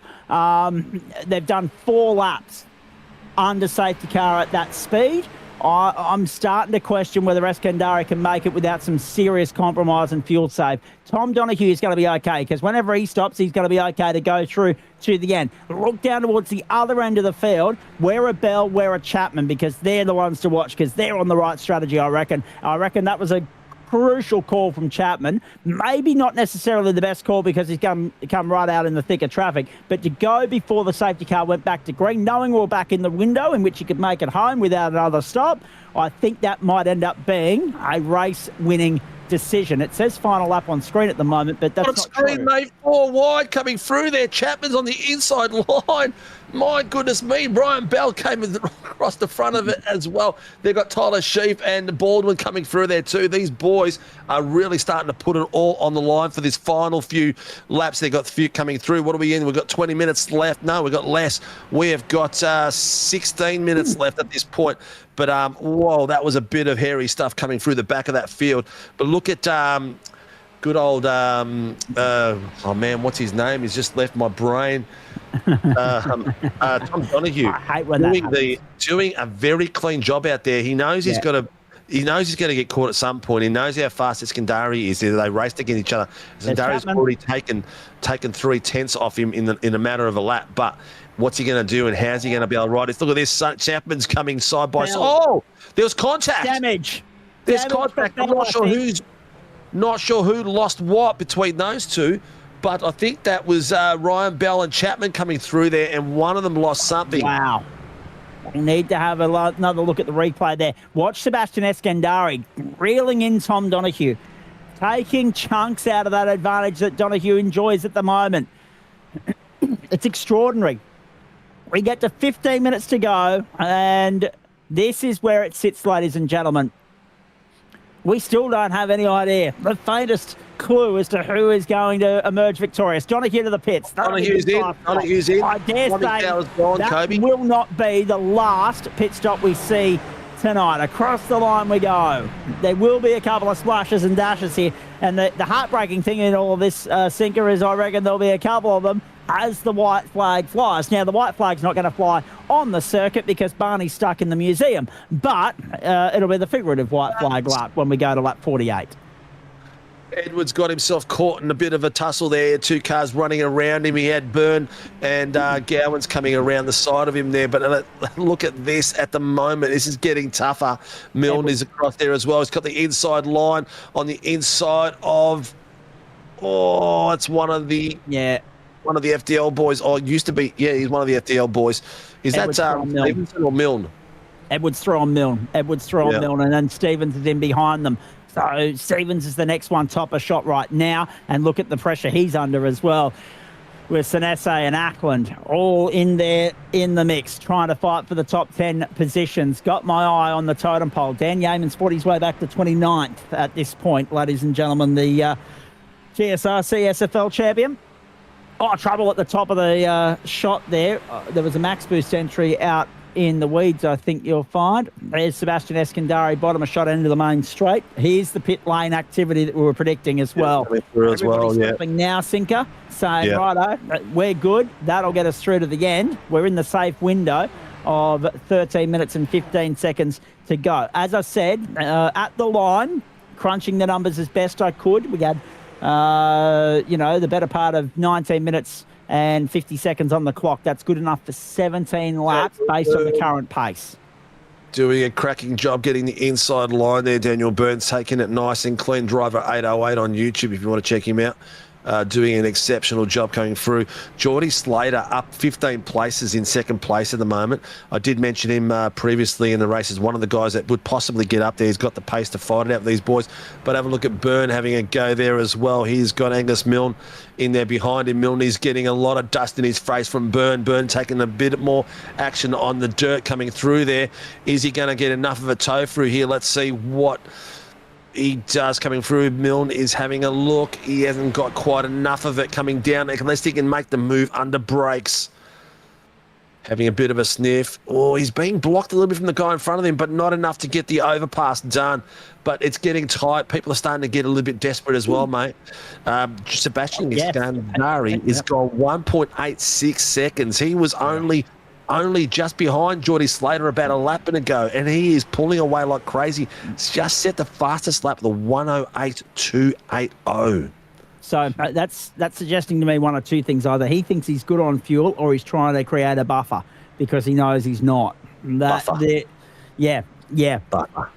It has to be. It can't be anything but. Again, lap 27, that's all good and well. But he's done 4 laps behind the safety car. He's got to get another 17 out. That effectively, that's a 19-lap green flag run. And best I saw in the opening stint, I don't think anyone went beyond 18. So I think it's beyond the realms of possibility for Sebastian Eskandari at this point in time, as much as it pains me to say it. But it would appear as though the early in the day chat thread has put the mocker on Sebastian Eskandari. Down the main straight we go. So Milne and Byrne. Milne down the inside. Senese's in there as well. Milne up into 5th. Senese gets by Byrne as well. So Byrne back to 7th.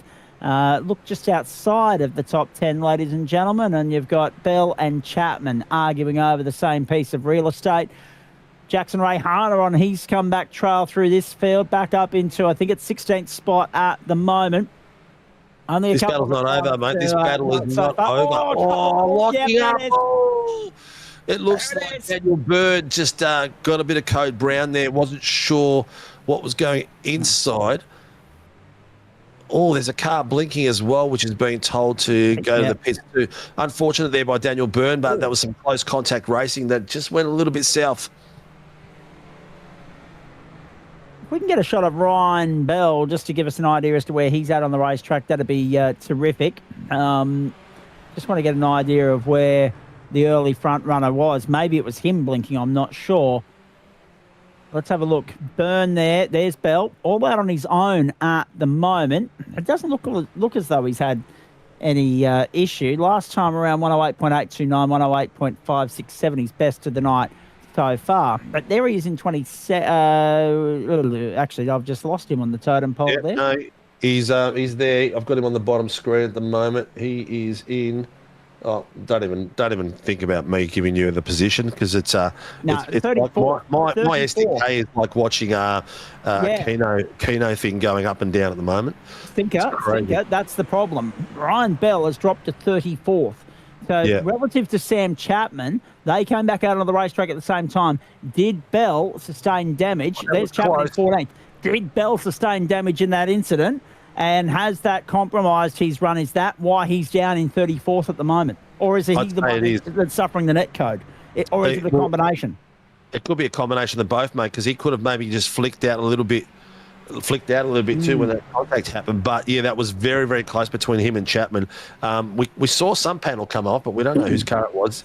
Bell would be the guess. Oh, under brakes.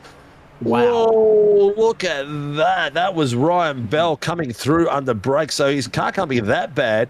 It took on Brad Hudson coming through that gap and made him look like he was standing still. Can we, I know we're looking at margins at the moment. Is it all right if we go and have a look at the stint length for these guys, just so that we can gauge who's on? Yeah, have a look at these. Have a look at these numbers. Eskandari, Slater, Borg, Edwards, Milne, Sinesse, Hilly, Ackland, all on 13 laps completed in their stint. McConkey's the best position at the moment, just ahead of Kane Ryder. But even then, they've got to get through another 7 laps at the line. I think McConkey's in the box seat here. Yep, someone's just come out of the pits as well. I think it's Matt Neal just came out of the pits too, so he's got himself on some fresh, probably fuel. I'm not sure if the boys will be taking rubber on the track like this tonight, but no. Slater is not giving up this at all. Have a look at him. No, this is a great fight from Slater. A terrific fight and good defence. The onus will be on Borg to find a way through here. Definitely. Well, it looks like that the curse of SRW will continue and we'll get a person on the podium, but not the glory of the podium. No, and even then, there's still a long way to go. So we'll wait and see. Oh, hell of a long way to go. Absolutely. I mean, there's still 7.5 minutes, folks. Now, that might not seem like a lot, but if you've watched these events before, you know, all hell can break loose right up to and including the final minute of play and then even overtime as they're trying to get back to the checkered flag. And we will see a small dose of overtime tonight, I think you'll find. It'll only be a handful of seconds based on the numbers that we're crunching as the field went back to green. So, Eskandari, Slater, Borg, Edwards, Milne, Hilly, then Sinesse, all at the 14-lap marker of this stint. And Eskandari was 6.4 seconds to the good. Relative to where we're, of course, looking for McConkey, it's only 13 seconds. That's not going to be enough to cover off a pit lane transit for Sebastian Eskandari, should he need to come back to the lane. That's, of course, providing that everybody's started on a full set of fuel, a full tank. Now, I don't know what the cap was, Sinker, going into the race, where the tank was capped. I know that race control has the discretion in setting up the server to cap the tank at a certain capacity. Do we know what the percentage of that was? I don't know, mate, but not that really that would make much difference to us either, because we don't have the relative of the fuel consumption at the moment. But just a quick one down the bottom. beautiful bit of passing movers there by Miguel Costa. He worked his way through past two cars, past Jason Depp and Sam Chapman coming through there at the moment. So he did a cracking bit of work there. Not Sam Chapman, it was Ryan Bell and Jason Depp. Yep. Eskandari, Slater, Borg, Edwards, Milne, Hilly, Sanese, Ryder, McConkey, Noble, and Bell. There's another one into the pit pits. stops. Here we go. So this is exactly what we're talking about. Too wide. That's Milne coming down the straight. Edwards into the lane. 5 minutes 20 to go. End of another lap. Oh, we got pit entrances at the moment. We've got a few diving in at the moment. The pit wall is opening up like crazy. There's a massive amount of traffic on pit road at the moment. Have a look at them, ladies and gentlemen, like bees at the honey pot. Yeah, Edwards, McConkey, Noble, Hodgkinson. Oh, there's a few out there. Donahue went early. Broker. Milne under tremendous pressure here from Slater. Mark Hilly's got himself up in a second spot. The Orbit drop bear stable. The Logitech G Orbit drop bear stable. And now Milne displaces him. Hilly was wide on the exit. So Hilly's been displaced again. These guys are all racing to what we think will be their final pit stop.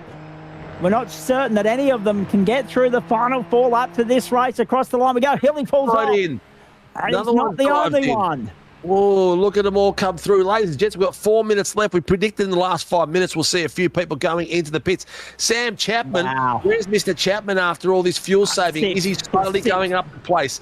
He's got guys in front of him that need fuel. Cook's in. Just Sinise's in. Hill's in. Where the bloody hell has Jackson Rayhana come from? He's up in 6th. Up in 6th position. He is just been, he's running cruising it. Just cruising at him. But the problem they've got is, have a look ahead of them, right? So Eskandari, Milne, Borg, Slater, and we believe Ryder. I think they've all still got to stop. I might be wrong with that. Let's have a look at the stops. But if they've still got to stop, then that puts Rayhana and Chapman all of a sudden in the box seat. It is. We told you we don't count them out. Kane Ryder's the one that you got to watch now. He's only done 15 laps this stint, Sinker. I think Kane Ryder might be where the goalposts are. Yeah, Ryder, Rian, and Chapman sprinting it to the edge. They might just have enough to get through. I'd suggest they do. Chapman definitely has, but have a look at this. Ryder is having a go at the moment. He is taking... Oh, he's tucking back in. He's tucking back in. Eskandari to pit lane, I think. Yes, he did. Yep, he did. He just went in. So Milne leads by 4.7 and Ryder's gone by Borg. Chapman is only 11 seconds back. Should something go wrong for Kane Ryder, Chapo's in the box seat. And Rayhana's dropped off. Rayhana's dropped off the face of the planet, so I don't know what's going on there. Maybe he had to come in as well. Yes, he did. So Slater, Rayhana, Byrne Davison, and Darren Fay all through that time. 2.5 minutes to go. 2 laps at the line. And the race firmly on Kane Ryder's lap at this point in time, because we think Milne has that fuel issue that everybody else has faced. And again, it illustrates the foresight and the strategic mindset of everybody that dived in during the latter part of that safety car interval. Yeah, it was a big key factor. And look at them already down there. Eskandari taking the inside line, making a nice little move there. Oh. Someone's caught. Oh, Ryder's in as well, is he? Ryder's in as well. And Borg as well. Oh, wow. Oh, look at this. They're all dropping in. Chapman's still out there. Is Chapman got enough fuel saving? Please. Oh, of course if anyone's going to do it, Chapman's going to do it out there. Is he got enough out there to do another lap and a half? A lap and a half. A lap and a half. That's all it is. And we will never hear the end of it either. Did I not say Chapo's the one to watch? That's number 1. And number 2, it'll be 3, and no one else has won 3 of these things. He'll be at the top of the summit on his bloody own, Sinker.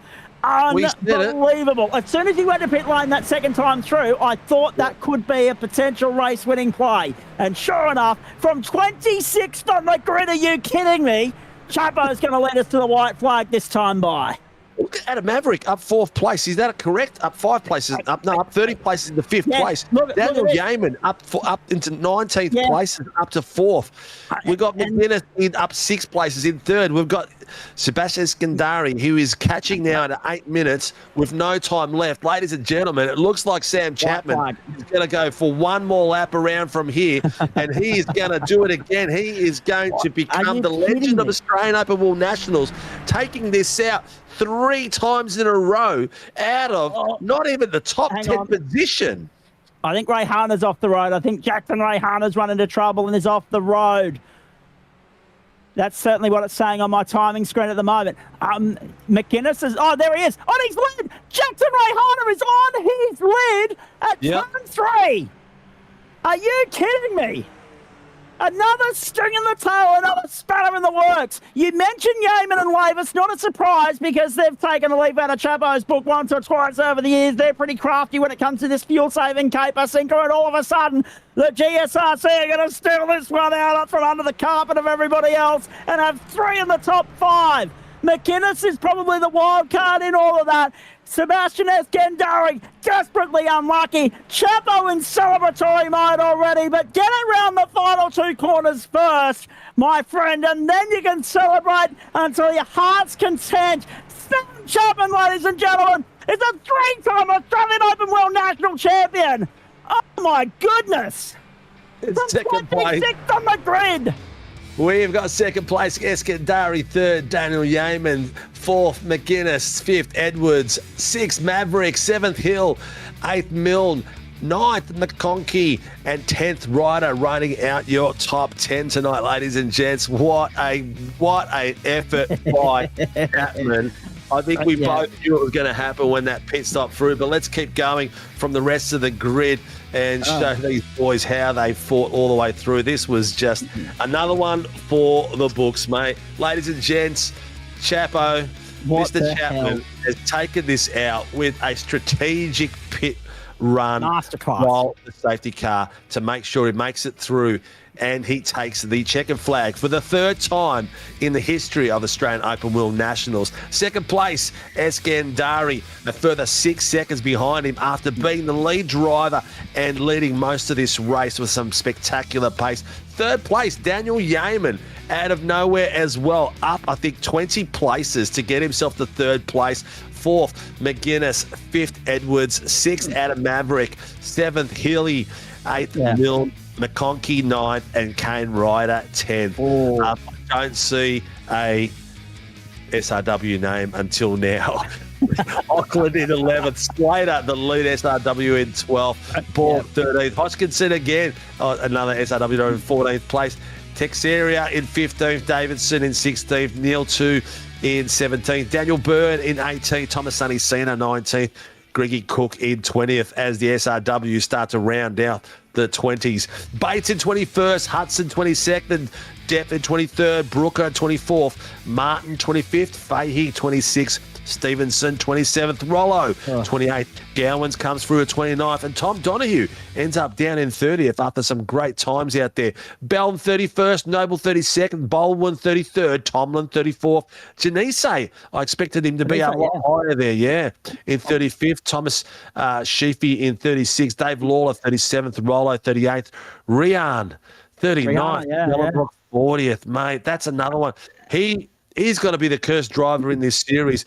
McGinney, is it McGee? McGee in 41st, and Gallo 42nd. Now, on that subject, obviously, everybody that's finished 1 or 2 laps down gets classified on 75%. You saw a penalty notice on your screen there regarding Jackson Ray Hana. I thought it was adding insult to injury on behalf of race control to hit him with a 35-second extra post-race penalty for an unserved black flag. Bit hard to serve it when he's on his lid at 1.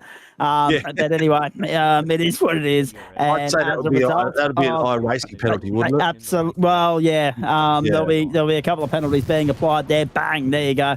Ladies and gentlemen, our race winners are about to join us. Hopefully the rest of the top 3 as well. Can we just say too, by the way, Sebastian Eskandari, dead set unlucky in the fair dinkum department. He had that in the grip of in the palm of his hand. He had that there for the taking. Ryan Bell unlucky too. The 2 leaders that took us out, led from the front.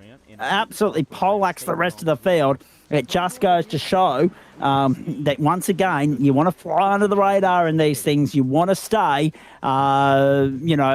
out of the firing line at the front of the field, away from all the attention of the broadcast and the commentary team, and mind your own P's and Q's. You don't want to be leading from the front because it never ends up with you in victory lane. Tonight, ladies and gentlemen, Dan, I think that's as most positions gained as we've ever seen on a podium here. Chapo 25 and Yeaman 20. And Yeaman ran into trouble earlier in the piece. I don't know exactly what happened. We'll hear from him very shortly as to how it all played out.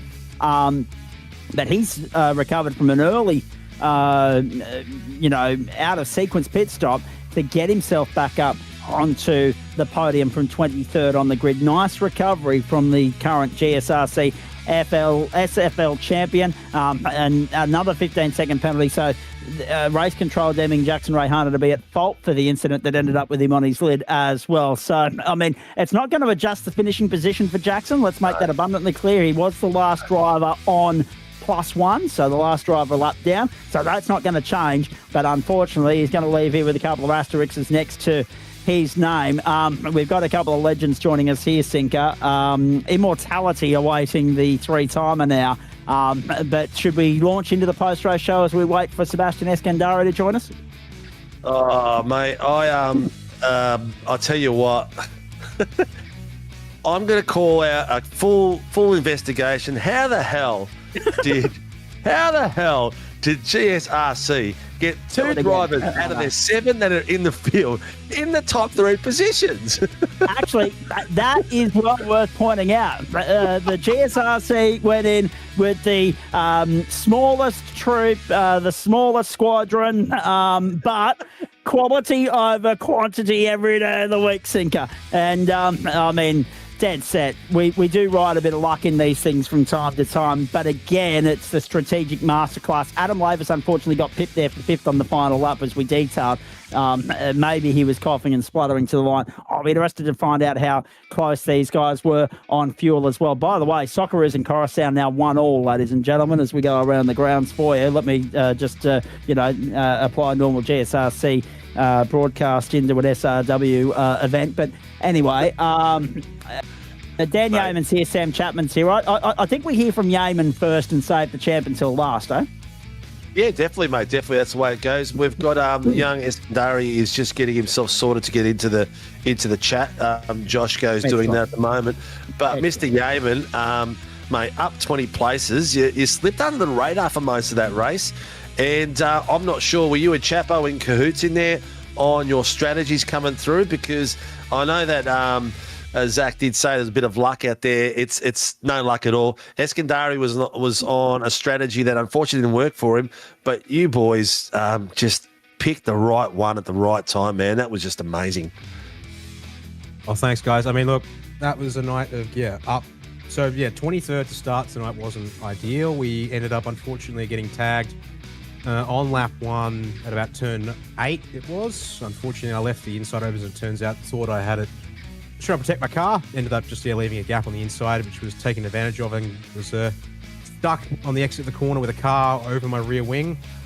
Into the pits, got rear-ended on the pit entry, and had to cop a black flag that wasn't able to be cleared before I hit the box. So that's how I ended up a lap down the entire race until the safety car was just trapped for 40 seconds in the pit lane. So the safety car was what I was hoping for. Hugely beneficial. Yep. Didn't think it was coming anytime, thanks to the fact that, end of the day, an hour-long race at a track like this and a car like this is probably not the best combo in terms of unexpected outcomes and potential for drama. So we got very lucky with the safety car tonight, and it fell just late enough there in the race that I said, look, we'll take it. It's going to be a big fuel-save run to do it. I was pulling the clutch practically every major straightaway to try and get a bit of fuel out of it. We were saving about 0.2 of a litre every lap by my numbers. And then, thankfully got to about 3 to go there, and the numbers, I suddenly realised on the clock, were good. So we put the hammer back down. We coughed out of the very last turn on the last lap there, but yes, saving that final splash was all that I wanted to do, and exactly what I was able to do tonight. you answered the question that I had for you, Dan. And it's interesting, isn't it? Because Chappo went the very last lap, the start of the very last lap of the caution. Is that when you jumped into the lane as well? Unlap yourself and then jump in? Yeah, so the lap before safety car came in, I was just being waved around, dived into the pits, still didn't even catch the rear of the train by about 6 or 7 seconds before the race restarted with Tom at the front. So it was sort of like pushing on the outlap of the last lap of the restart. But then it was like, okay, we're racing now. Actually got to make this work by saving fuel. So yeah, 23rd to 40th, hanging around in the low 30s until the safety car. And even then, to come from, we're doing what Sam did, but having to do it from the back of the field, I guess. As I understand, you wouldn't have seen me coming until all of a sudden I was there. So I'll take it. Timing's everything, mate. Let's be perfectly honest. And you guys nailed that because, I mean, if the safety car had gone a lap longer, there's a lot of other people that would have still been in the game, right? But the safety car ended at the right time. The time was in your favour on the clock. We were crunching the numbers here in commentary. We came up with 17. It was a 17-lap green flag run to get from the recommencement of play to the checkered flag, and only a smidgen, maybe 20, 30 seconds of overtime required as well. And it's interesting to note that you said that it was only about 3 laps from home that you realised that you were going to be okay. Am I to make the assumption based on that had it gone to 49 laps, had this been 1 lap longer, 1 less under safety car, you guys would have been cooked? Probably, yeah. Funnily enough, my fuel calculator for the entire time thought I was going to be short. It didn't seem to be able to calculate the fact that as the leaders peeled off to pit, that we lost a lap probably in the process. So if I had to keep saving, we maybe could have done 1 more lap at save pace all the way to the end. But even then, probably still would have been a high risk cough situation. So yeah, 49 could have really been a real dice roll. But 48 was the right number tonight. I know Sinker's probably got another question for you. So one more from me, and then I'm going to throw it back to Sinker. How late were you getting into the server tonight, please? Because I know you're busy in the real world and work hours do vary, but I couldn't help but notice how little laps you clocked during practice. And if that's the case, and it was caused by work, how much time did you have in the lead up to today, before today, to sit there and get ready for tonight? Well, the fun thing is, Zach, as I've elaborated plenty of times, I'm a bit of an arrive and drive merchant sometimes. I had intended to do better than that tonight, but I got myself sick getting not enough sleep versus my work schedule last week. So I lost the weekend, and yesterday too, realistically. I ended up home about 40 minutes before qualifying and realistically turned about 3 laps. Interesting. Because, and can I just say publicly on the record, I'm partly to blame for Yeaman burning the candle at both ends last week. So I apologise for my role in that because we had a full post-race show that probably went maybe 10, 15 minutes too long on Wednesday night, and burning the candle at both ends. I think we're all happy to see the end of last term. We're all run down. But interesting to note that, mate. Thank you for elaborating. Sinker, I'm going to throw it back to you. I'm sure you've got a couple of questions to throw Dan's way. Well, you've asked most of the ones I was going to ask, mate. But Dan, it's good to see you out there and racing again, not just pushing the buttons with your excellent job you did last time around for this show. It's how much racing are you getting involved in these days? Or are you spending a lot of time still doing GSRC button pushing? Let's see. I've had the chance to actually, with the way work turned out, actually run the GSRC's SFL season for the past 10 weeks and actually come into tonight. I'm sure Zach might have mentioned it once or twice if he had a chance to, as the incoming club champ for the SFL over there. So that was pretty cool to be able to do that. And yeah, when I can press the buttons with Zach on a Wednesday night for our what's been the Legends 34 Coupe and the Supercars for the GSRC. Thursday nights I'm busy with SimSpeed TV when work permits. The V8 Veterans Championship. Shout out to those boys who just started their newest season last Thursday night, and they'll be racing again this Thursday, and I'll be back on the buttons for them for that. And then just from there, we if we've got time and it works, I try and fill in with a bit of bonus racing, because at the end of the day, I did start racing first, and I do enjoy still racing. as much as I do try and help out with button pushing to make broadcast work, given it's something I've also sort of picked up an appreciation for over the years. Yeah. So where do you think, being that you're a bit of an all-rounder, being out there in different leagues and seeing different leagues, producing in different leagues and stuff like that, do you feel that the Australian Open Real National is starting to get some sort of recognition? We're into round 7th race. It takes a while to build momentum for something like this, being a community event, not a financially supported event like your Logitech series and stuff like that. How do you feel we are progressing in that age? Are we getting to that point where it's starting to be a bit of a pinnacle? I mean, look, it's certainly, in many respects, I'd say it's a standout event on its own. I mean, because it does come around every season now for the past, this is 7 now, as I said. So yeah, it's getting some traction. I mean, there is obviously the fact that at the end of the day, and not to put the mockers on the rest of me and the rest of the guys at GSRC, let alone the drivers from the SRW who came into race, it does feel like now with the inclusion of FDL for the past couple of seasons that they are the club to beat, given that that's what they have built themselves around. And the pace in qualifying and start of the race, unless there were some SRW guys out there, and if there were, I do apologise for maybe some very broad and inappropriate generalisations. It felt like they were the guys to come in and beat tonight.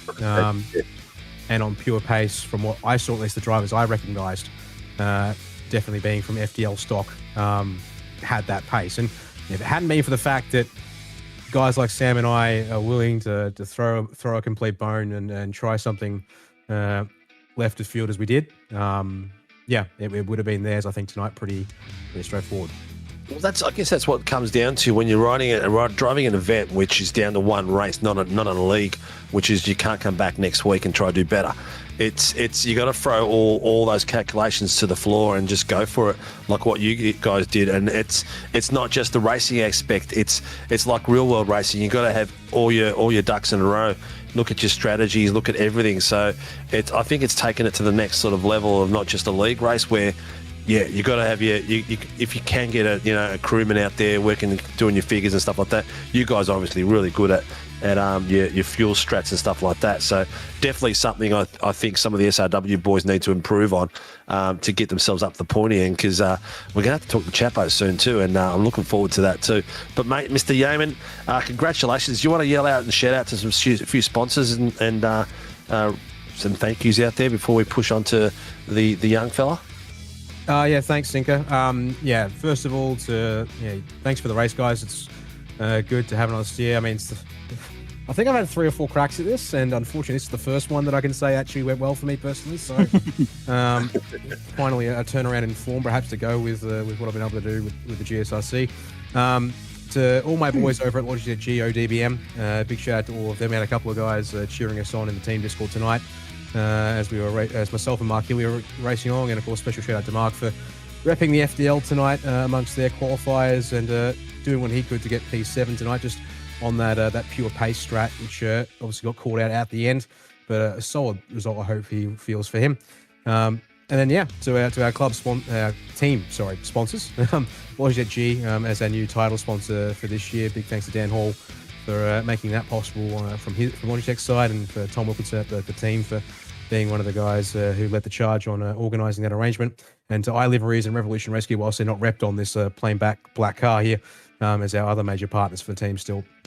Hopefully we'll see some purple and yellow back on this thing in due course. And to all of you guys here, Sinker, Zach, and Paul, you actually is it just Jordan for the producing tonight there, I can see?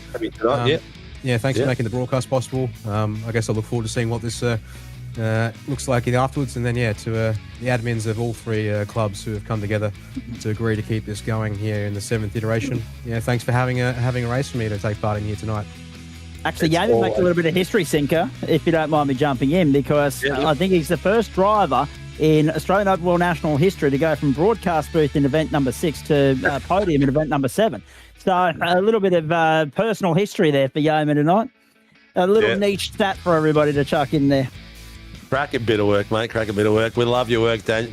And congratulations, mate, on a spectacular performance tonight. Well, let's get to the elephant in the room, which is not really an elephant because it's only a little tiny mouse. And we're going to get a chance to speak to a legend in the making who I've heard so many stories about. And So many people from different parts of the community talking about it as well. Ladies and gentlemen, welcome to the room, Seb Eskander, taking the second place out tonight on his first attempt at the Australian Open Nationals, leading most of the race, and fuel strats and safety car took it the wrong way. How are you, buddy? And how was that for you, mate? Yeah, hi guys. Thanks for having me on tonight. It was a very, very difficult race. That's like a very simple way to put it. But yeah, it was just strategy, and unfortunately, I didn't quite get it. Had good pace throughout the race, and then just after that safety car, I think I should just kept going instead of coming in. But I mean, it was sort of just a last-minute call and followed everyone else into the lane. But yeah, pace was there, so I reckon just if I had that strat, would have gone and hopefully won the race. I think I was on to about 10 seconds up the road, but yeah, would have been good if I didn't screw myself up. Well, just to give you a bit of history, Zach, correct me if I'm wrong, I don't think we've had a pole sitter win the Australian Open Nationals yet. No, I'm struggling to remember one as well. Seb at Zach, mate. Well done. Really, actually, Dan Yeaman's just left the house. I want to wish him and the rest of the Logitech G-Orbit Drop Bear Motorsports stable the best of luck, because even though it's not Dan individually, I'm sure he'll have some sort of input behind the scenes with his team stepping up onto the grid for the Porsche Pro Invitational this week as well. Chapo's doing the double. We'll get his thoughts on that in just a moment as well. Strong field lining up there, both Vermilion and Orbit very well represented. But Seb, you mentioned it was a very difficult race. To be fair, right up until the safety car, it looked like a breeze. It looked like a Sunday afternoon cruise. It looked like a stroll in the park. You and Ryan Bell were having at it. We thought you were playing the patient game, just waiting to see where things sat after the second round of pit stops and then make your move from there, mate. And then, unfortunately, as you say, the safety car changed everything. What was the mindset behind either A, zigging like Ryan did, or zagging like you did, and running the gauntlet, and how close were you on fuel? Funny you say that a pole sitter hasn't won. I actually had 2 cracks at this last season in Adelaide and then here in the Bend, and I've spun myself out in Adelaide in the deadly chicane, so that was suboptimal. But yeah, back tonight, it was just, I think initially I was just gonna push, but then when Ryan got in front of me, I just started fuel saving and trying to go a lap longer, and then I'm not too sure if he came in 1 lap short or if that was the end of his tank, but I was able to get 2 extra laps and just push as hard as I could for those laps, and was able to get a 7/10 gap over Ryan, I think, when I came out the pits. But I mean, same thing happened again. He got past me, and then I just saved fuel behind him again. And I think in the second stop, when the safety car was called, I think he may have jumped his box or unticked tyres and then reticked them, because he just went up on the jacks a bit late compared to me, and I was able to jump him in the pits. But it was then we got to the safety car restart, and I just broke way too late with cold tyres and locked up into turn 1. Went straight, and then had to work my way through again, passing Doug, Geordie, and I think Tom came into the pits. But yeah, and then after that was just putting some decent laps in, trying to get a break, and then hopefully was praying at that time to overcut everyone if they had come in previously, which I did not manage to do to Sam, but everyone else I was able to do. And hoping to see a second safety car, no doubt, because it would have helped you on the fuel front. Yeah, second safety car would have been lovely. I reckon if the first safety car stayed out a lap or 2 longer, I definitely would have made it, because I was burning like 0.2 of a litre a lap, so it was going to be really close at that point. But it was just unfortunate, came in when it did, and I didn't quite the fuel saving numbers right at the start. Seb, have you got a boot? You have some people out there spotting for you tonight, or were you on your own? Well, we had Kane, Danny, and Madeline racing, so it was just Vaughan in the team with us, sort of spotting all of us, and I like to keep them to myself to check everyone that I'm racing, like if they go up on jacks in their pit box or anything. So yeah, it was pretty intense for sure. Like every time coming out of the pits, you was going to make sure no one's coming, because it's basically a blind entry onto the track. So that was great Yep. to have Vaughan there watching that. Yeah, excellent. You did a cracking job, mate. I'll tell you what, I think you got yourself a mega career out there. I hear you're doing a bit of open wheel racing in the real world as well. Yeah, New Zealand Formula Ford just wrapped up the national championship on the weekend, actually. Congratulations, mate. Congratulations. Yeah, finished about 80 points short of the championship lead in the rookie season, so that was pretty good in a car that isn't optimal and engine that isn't the best. So I can put it to good use and hopefully showed some people what we're made of. And we got the Rodin cars wild card, so that's going to be interesting to do 3 days of testing in an F4, F3 and GT4 car in their test track. Nice work, mate. Nice work.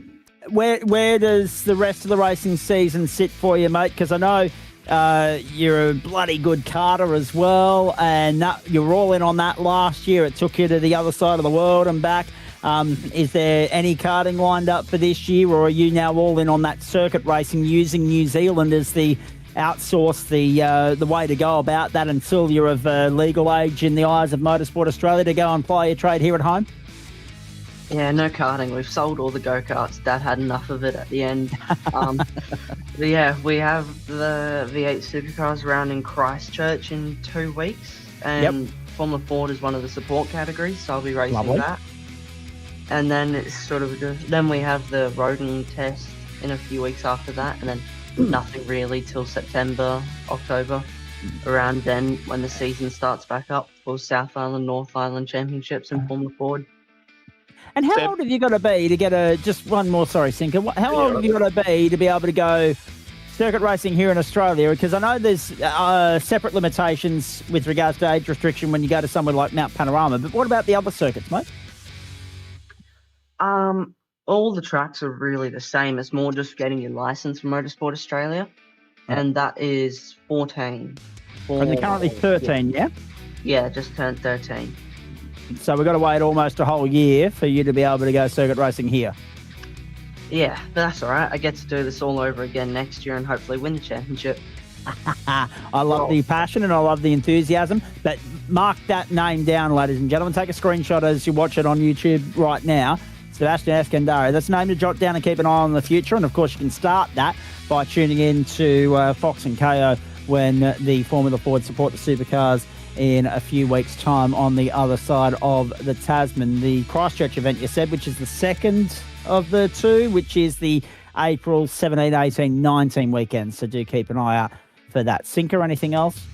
Yeah, I was just going to say, Sebastian, I'm assuming the long-term picture is doing F1, and I'm just thinking someone out there in this world of motorsports should be already talking to you and For sure. getting you lined up to skip Australia altogether, mate, and get yourself overseas, the Formula Renaults and the smaller classes out there, and start building your trade out there. So, people like yourself, this is where it sucks in Motorsport Australia. We don't get a lot of people out there, but a lot of these people are out there waving their mouth around that own Boost Energy, Boost mobile phones and stuff like that.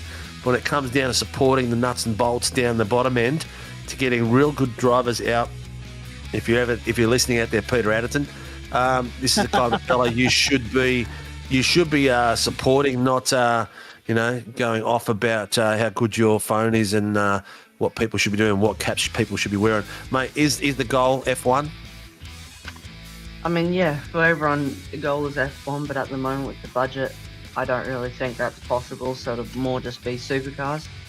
But I mean, starting off in these few weeks that we are the support category for them, I guess just showing them and all the supercar teams what we can do with our machinery will be very good, and hopefully they see something in me and start to talk amongst each other and then hopefully pick me up soon. Well, if anyone knows Mark Webber's phone number, reach out to Sebastian as well, mate. Congratulations, dude. You sound like you've got a very level head on your shoulders as well.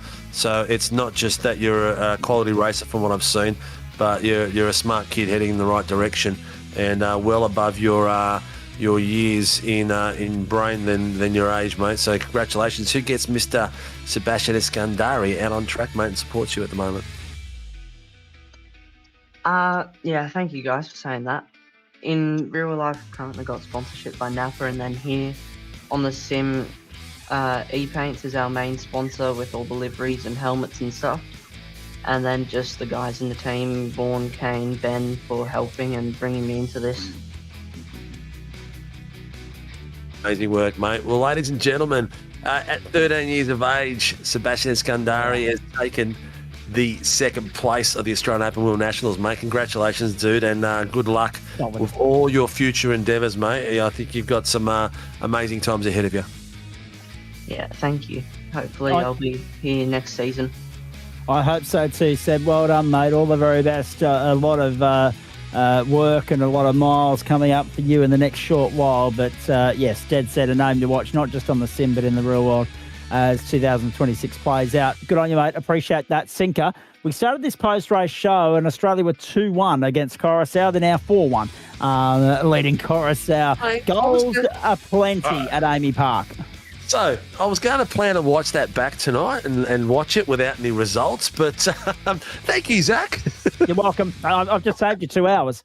You'll be fine. Just take me 2 hours. Well, I'll get to do the fun bits and cut your lunch now. Ladies and gentlemen, the 3-time legend of Australian Open Wheel Nationals in the making. It's not in the making. He is the new legend of Australian Open Wheel Nationals. Sam Chapman from the GSRC admin, as well as a driver in their series, has done it again from the mid-pack. Sam, welcome to the room. You've been sitting there patiently waiting, mate. You have raced in the SRW before, mate, but I take my hat off to you. I did say that you'd be one of my wild cards out there early in the show, and you proved me right, and I think Zach was on board with that as well, mate. What a stellar drive. I'd give you share the award winnings with your pit crew, mate, because whoever was helping you with strategy is right on the numbers, mate. Thanks, mate. I didn't really expect that one, to be honest. It was, when that final safety car came out, I just sort of went, it's too early to pit for the final time. It's 28 minutes out. I can't make it. And then everyone else pitted ahead of me, so okay, brilliant. We'll take some track position, that's fine. And then the safety car just kept staying out. Got to close to that 20-minute mark. I went, all right, well, if we're doing another lap, I better get fuel and back in the pack we go. So, very, very happy with that. I was convinced someone would be wise to it, but I'll absolutely take it. And congrats to Seb as well. It was lightning all night, so it must feel like a little bit of a stitch up, but I'll absolutely and then some, and then some. But and I was watching his time ahead and went, well, he's going too fast to be saving any fuel. So and I knew that as long as I was about a bit over 26 seconds, within that sort of mark, I'd be okay. So, but I wondered whether someone else would do it in between. So absolutely happy with that. We'll take it. We just sort of wobbled around to the back, kept it clean, qualified horribly while faffing around with the wheel and, coming home from work late. And, that's a lovely finish. Two things in that. Was that taking over, mate? Two things. So we noticed 10 minutes to go, you started putting the pedal down, and to me it looked like this is where you thought, all right, I've got to make my charge. And then the second thing was we saw you come together. I think it was with Bell, and we saw some fibre fly off. Was that yours or was it Bell's? I actually don't know. I'd have to have a look back at the car because we're fighting in the early stages. I had in my head, it's going to be easy to make it to the end. Like I'm just going to have to fight hard to get through some spots. I dropped back to about 24th place, so had to sort of try and weave back just what spots I could. I was sort of hoping for something in the teens, and then sort of everything reset, and I was having a look at the numbers and went, okay, no, actually there's a fair bit to save here. So I found myself a spot on track that was relatively clear, and pulled back and just managed it for a while, and was then able to sort of push for a few laps and went, actually no, better pull it back in again. And then everyone else sort of started slowly peeling off, that was the game from there. So Yeah, yeah. Nice work, mate. Nice work. Ladies and gentlemen, this is a masterclass of fuel saving and racing strategy. No, they don't have to be the fastest guy on track to win races, mate, especially in event racing. And you've got that down pat, Zach. Now you can ask some questions, and I'll come back in half an hour. I'm going on a toilet break now. Go for it. I'm joking. I can fill half an hour. I know you can. But I'm waiting for the same obligatory pit stop as you are, Sinker, so I will make it as brief as I can. Chapo, 26th is, I think, as far back as anyone's come to win one of these things. So another little bit of history there for you as well. It's just insane now that we're talking, and we are very well aware, and I said it in the call, we will never hear the bloody end of it from you now, that you've done this 3 times. It is insane to think that it fell into your lap that way. But it was obviously a very late decision once it was known that the safety car was going to go around again. And we were asking the same question, when the hell is this thing going to end? Because we thought it had started to drag out. But it was obviously in that moment when you saw that it wasn't going to pit lane that you thought, well, if it's not, bugger it, I will. But you chased your tail all night, mate. Plus 10 in the opening stint. That was an impressive start on a track that, yes, okay, overtaking opportunities are there, but given the pace of this field, it wasn't clear-cut. It wasn't straightforward. Yeah, I mean, on the safety car, like, I was actually getting frustrated behind it, going, oh, well, this is actually a really good position. Now I'm going to lose this track position because, you know, they're going to be able to make it to the end, So, yeah, it was a very last-minute call. I actually couldn't race until I was actually going in this lap. Nah, okay, all right, we'll have to take it. Yes, sorry, what was your first question? I'm all over the place, mate. That's a very good question now. That's all right. Yeah, you just got one as well. You chased your tail all night. Rest of the night. Yeah.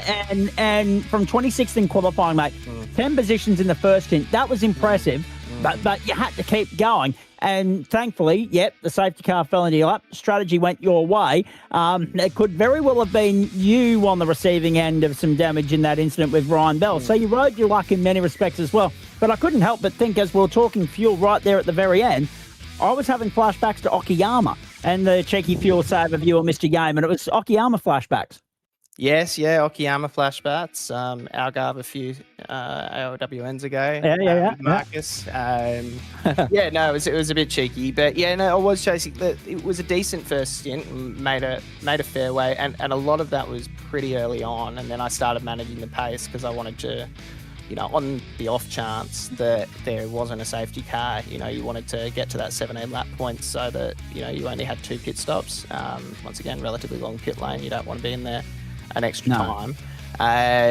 So sort of like pulled it back towards the end of that stint. And then the second stint was, actually was a bit chasing my tail. Like I was sort of trying to save fuel, but I had, pretty aggressive and quick cars behind me and sort of fighting me as well. So was trying to keep them behind, and then, went, oh, okay, well, we're going to have to let them through and try and just hold him behind and see if we can manage the race from there. Once again, it is a case of, there's always some luck in not getting absolutely sent at any point, but for the vast majority of the race as well, I was largely avoiding, too much aggressive conflict when it came to risk, because, you know how these things can go down, how people race, and, it's, they're always a little bit risky. It's a whole bunch of people that, don't race together often. Other thing I'll say as well, thank God we've got the high downforce setup back, because that medium downforce setup we ran this season sucked. That would have just understeered out of the final. It was so nice to actually drive the car with that front end grip once again. It was like coming back to an old friend after a season where the car just felt completely different and would have driven completely different around here. Would have been much quicker on the straights, but just understeer through the corners. So, I was very happy with that. Quick question from me, which is a rarity, but Yeaman said earlier he coughed and spluttered out of the final corner. How good were you on juice?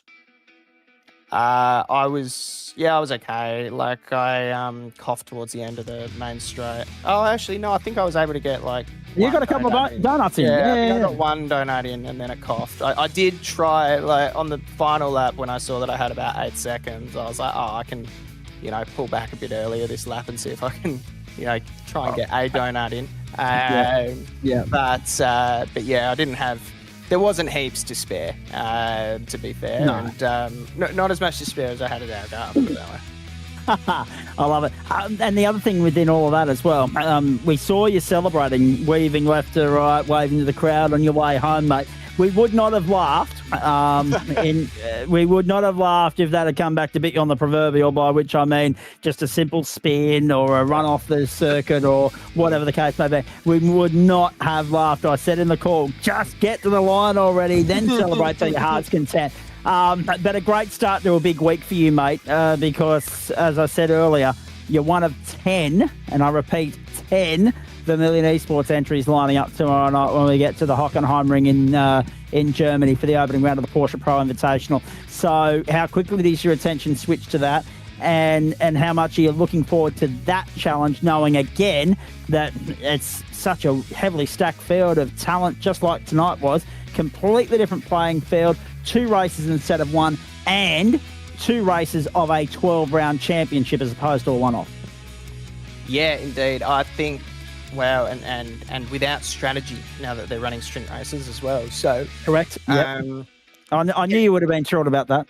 Yeah, I'm on the fence because sprint racing it's a lot of fun and it's good, and it sounds like they're going to do reverse grids for a bit of it as well, which I like. I think that will create intrigue, but yeah, I obviously like the strategy side too. So, but yeah, no, I'm really looking forward to that. We've got a really strong group of guys in there that should be able to take it to them. Between us and Eclipse, I think it will be very interesting. You've got obviously those really, really quick guys in Eclipse that I'd expect might be just a nose ahead, but we'll see how it looks.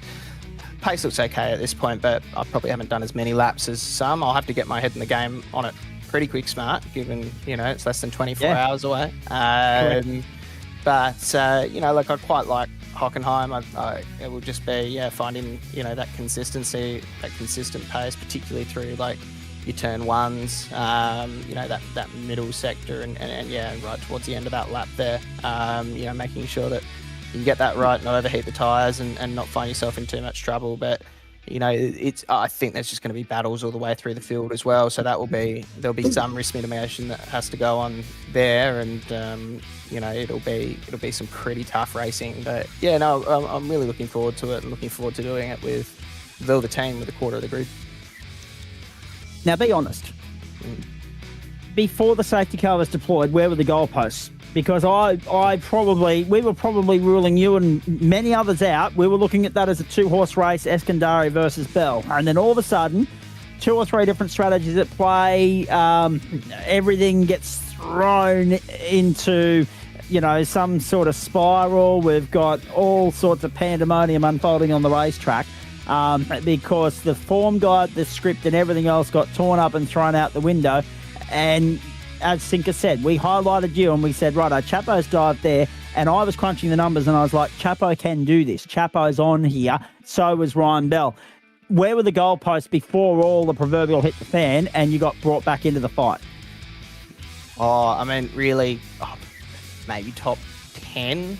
I'm always happiest when the script does get flipped, and we can on the run make some strategy calls, and you should get them right, at least touch wood. So that's good. But yeah, it would also depend if the other guys could make that extra fuel stint. It was probably going to be a 52 lap race, which would have been 17 and 18. Yep. I think Seb did 18 in the first stint, which is why I thought he was going to make it, because he was going pretty quick and able actually to save a lap more fuel than I did in that first stint. Yeah.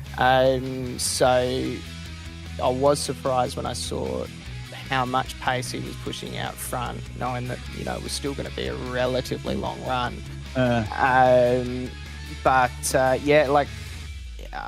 It would depend how many of them were sort of wise to the 2-stop rather than the 3-stop.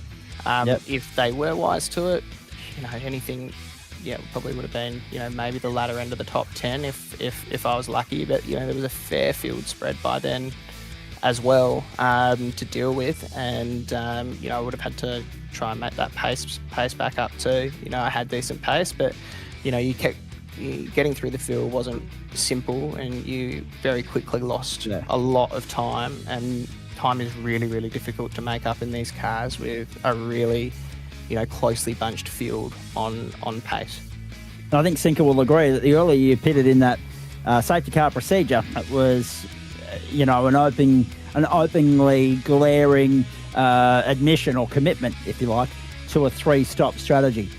You leaving it late was an instant, oh, hang on, the 2-stopper can work, and that's the benchmark. That's the guy you got to watch. Sinker, anything else from you, mate? Because, really, we've covered a lot of ground with this bloke over the course of 7 Australian Open World Nationals, because he's been in the booth as the winner more times than anybody else. He stands unsurpassed, unmatched at the top of the summit at the moment, and a true testament to the underdog that the GSRC loves to be, because let's be perfectly honest, we weren't backing him in at 26th on the grid. Yep, we said maybe a roughie, but we weren't backing him in that far back in the pack, and then all of a sudden, safety cars, as Oscar Piastri and George Russell will only attest to, well, throw the script on its lid. Quite extraordinary.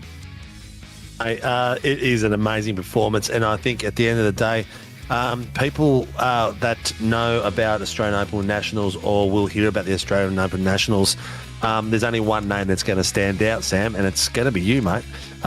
It's going to be hand in hand.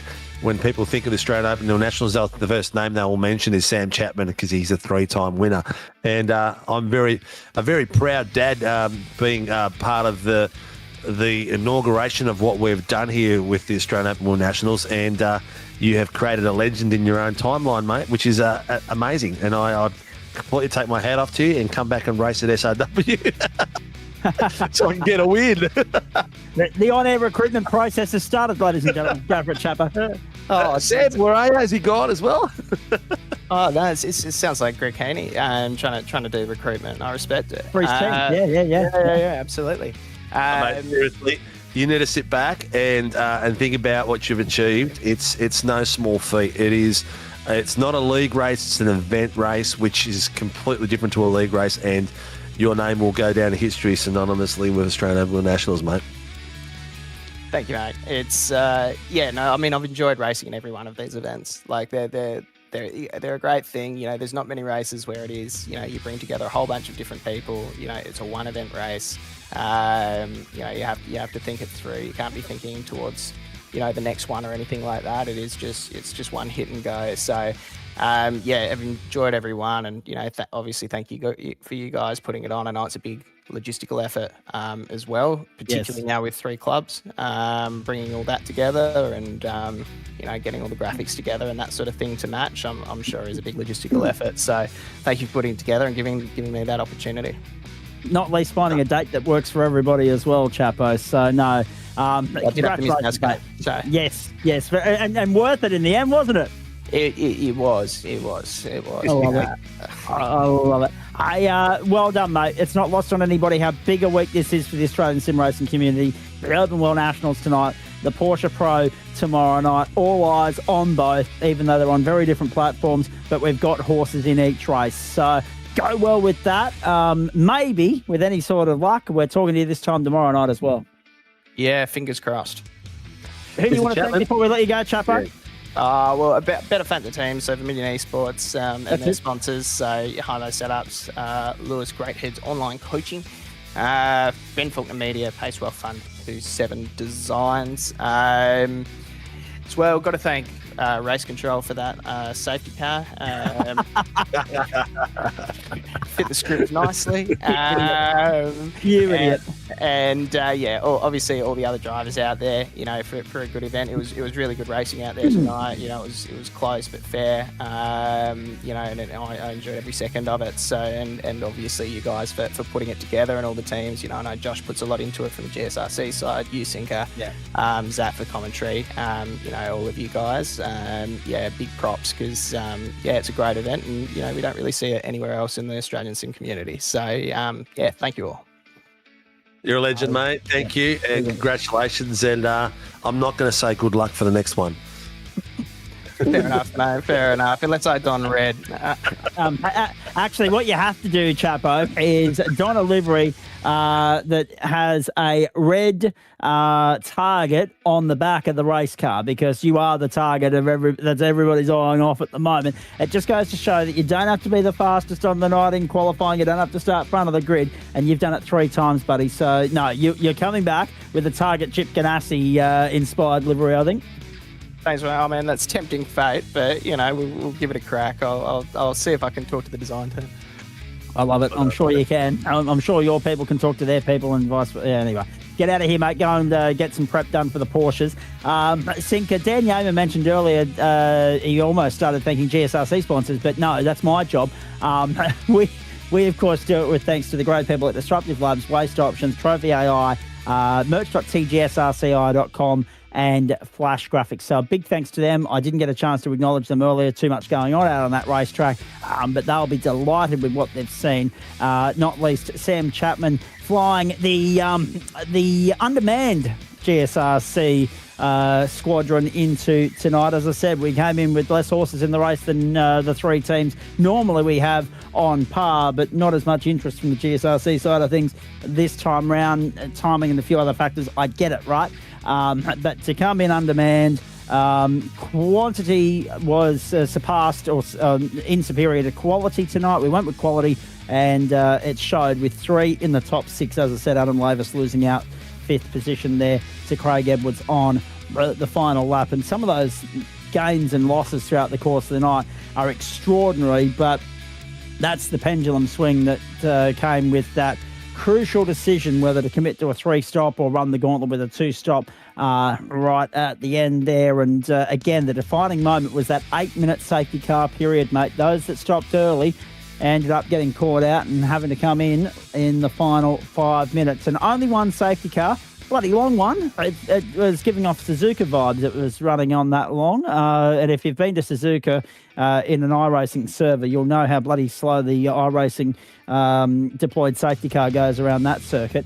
But in the end, it set up a spectacular conclusion where we didn't quite know exactly how it was going to play out, but we had our ideas. And Sam Chapman was in both of our mindsets there with regards to who might prevail here. And the seas parted and opened up beautifully for him. 3-time Australian Open World National champion, on par with his Silverstone performance. Nothing will top Portimao, though, winning it with about 5 metres to spare and leading that amount of time of the race only, by the way, ladies and gentlemen. So 3 unique wins for him, and one on home soil as well, Sinker. So I'm sure that'll sit nicely with him tonight as well.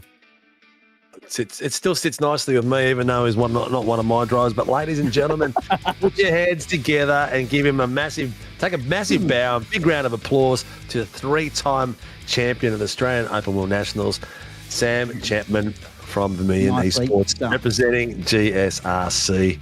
Legend in the making, mate. Well done, Sam. That was Sam taking a bow. All right, we'll get him out of the room and we'll finish off things on. Sam, take care, brother. Good luck tomorrow night. Thanks, fellas. All right, cool. I dare say that might have been Sam having a bit of a teary moment then. It sounded like. We'll pretend that it was, all right? We'll just pretend. The enormity of the achievement has finally sunk in. You know how you can't quite believe things until well after the fact? I think it's sinking in for Chapo now.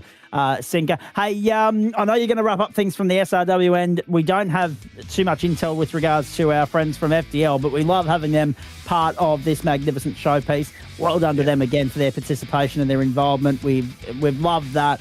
They brought some top quality performers to the table. Not going their way tonight. They came out and carved up on debut at Mount Panorama Bathurst, so it was due inevitably to swing back in favour of one of the 2 original clubs. SRW's 7 wasn't lucky number for them. Maybe they're on the board in version number 8. We'll wait and see. From a GSRC standpoint, obviously I've talked about the Porsche Pro Invitational tomorrow night. Good luck to our colleagues over at the Australian Sim Racing Group and SimSpeed, the SimSpeed Esports Network, for everything that's coming up there, because they're an integral part of how that's all going to happen, of course, from an organisational and broadcast standpoint. So good luck to all involved. I'm delighted to be teaming up with Jake Sparry in the commentary box tomorrow night and for the balance of the season as well. So backing up this week, it is week 11 for me. The GSRC is currently enjoying a fortnight off. No such luck for me, Sinker. But from a GSRC standpoint, this is the last broadcast you're going to see simulcast or, generic across our platforms until April 13. So from the club, a safe and happy Easter to you. And when we resume, it'll be at 7:25 Eastern Standard Time, Monday, April 13, the day before my nephew's first birthday. I'll be coming to you live from Cessnock on the back of a trip to Bega. We'll have Waste Options Monday Night Motorsport, Formula 3 back in business in the slot formerly held by the Super Formula Lights, then GT3. The rest of the week, not sure exactly what's going on with regards to broadcast at the moment, but Wednesday night will be the Toyota 86s into the supercars. So again, that support main course feature running as a theme throughout the course of the season. Same track, maybe a different configuration, but same track. Two different categories in the one night. Thursday night, my voice box is in for a bit of a workout here, Sinker, because Formula V's back in business, ladies and gentlemen. We can't wait to go 6 wide here at the Bend. It'll be terrific. 3 sprint races there, each and every week, 10 rounds, leads into the coverage of the GSRC Porsche Cup. And then on the Friday night, something new for us, our take on the World Endurance Championship, the Gentleman's Endurance Championship, a mix of 60-minute, 90-minute and 2-hour races throughout the course of the season. Monday, Wednesday, Thursday, starting at 7:25 Eastern Standard Time. Remember that Eastern Standard Time. Happy New Year to our Queensland audience for this coming Sunday when you actually arrive in 2026. And instead of being a century and then some behind the rest of the Eastern Seaboard. And then, of course, had to get that jab in one last time because Sinker opened the broadcast with it. And on that subject, yes, Friday nights will be the exception of the rule, mate. They'll start at 8:25 Eastern Standard Time, 6:25 on the West Coast and 10:25 in New Zealand. So we've got a big term 2 to look forward to and very much looking forward to a few days off, a bit of R&R, put the feet up, go and do some karting commentary in Bega and then rip and tear back into it once more. It's going to be great fun. What's coming up from your end? Mate, we are down for the count. We don't come back until after Easter as well. We're having a good 3 weeks off, well-deserved for all the team. But before I go there and spruiking about what SRW is doing, I'd just like to put a big, massive thank you out there to all that's involved in the back end, in all the admins for the respective leagues. I'm not going to go list them all off because I don't know who the admins are at GSR and down at FDL. But a massive thank you to the boys that are in the organising committee.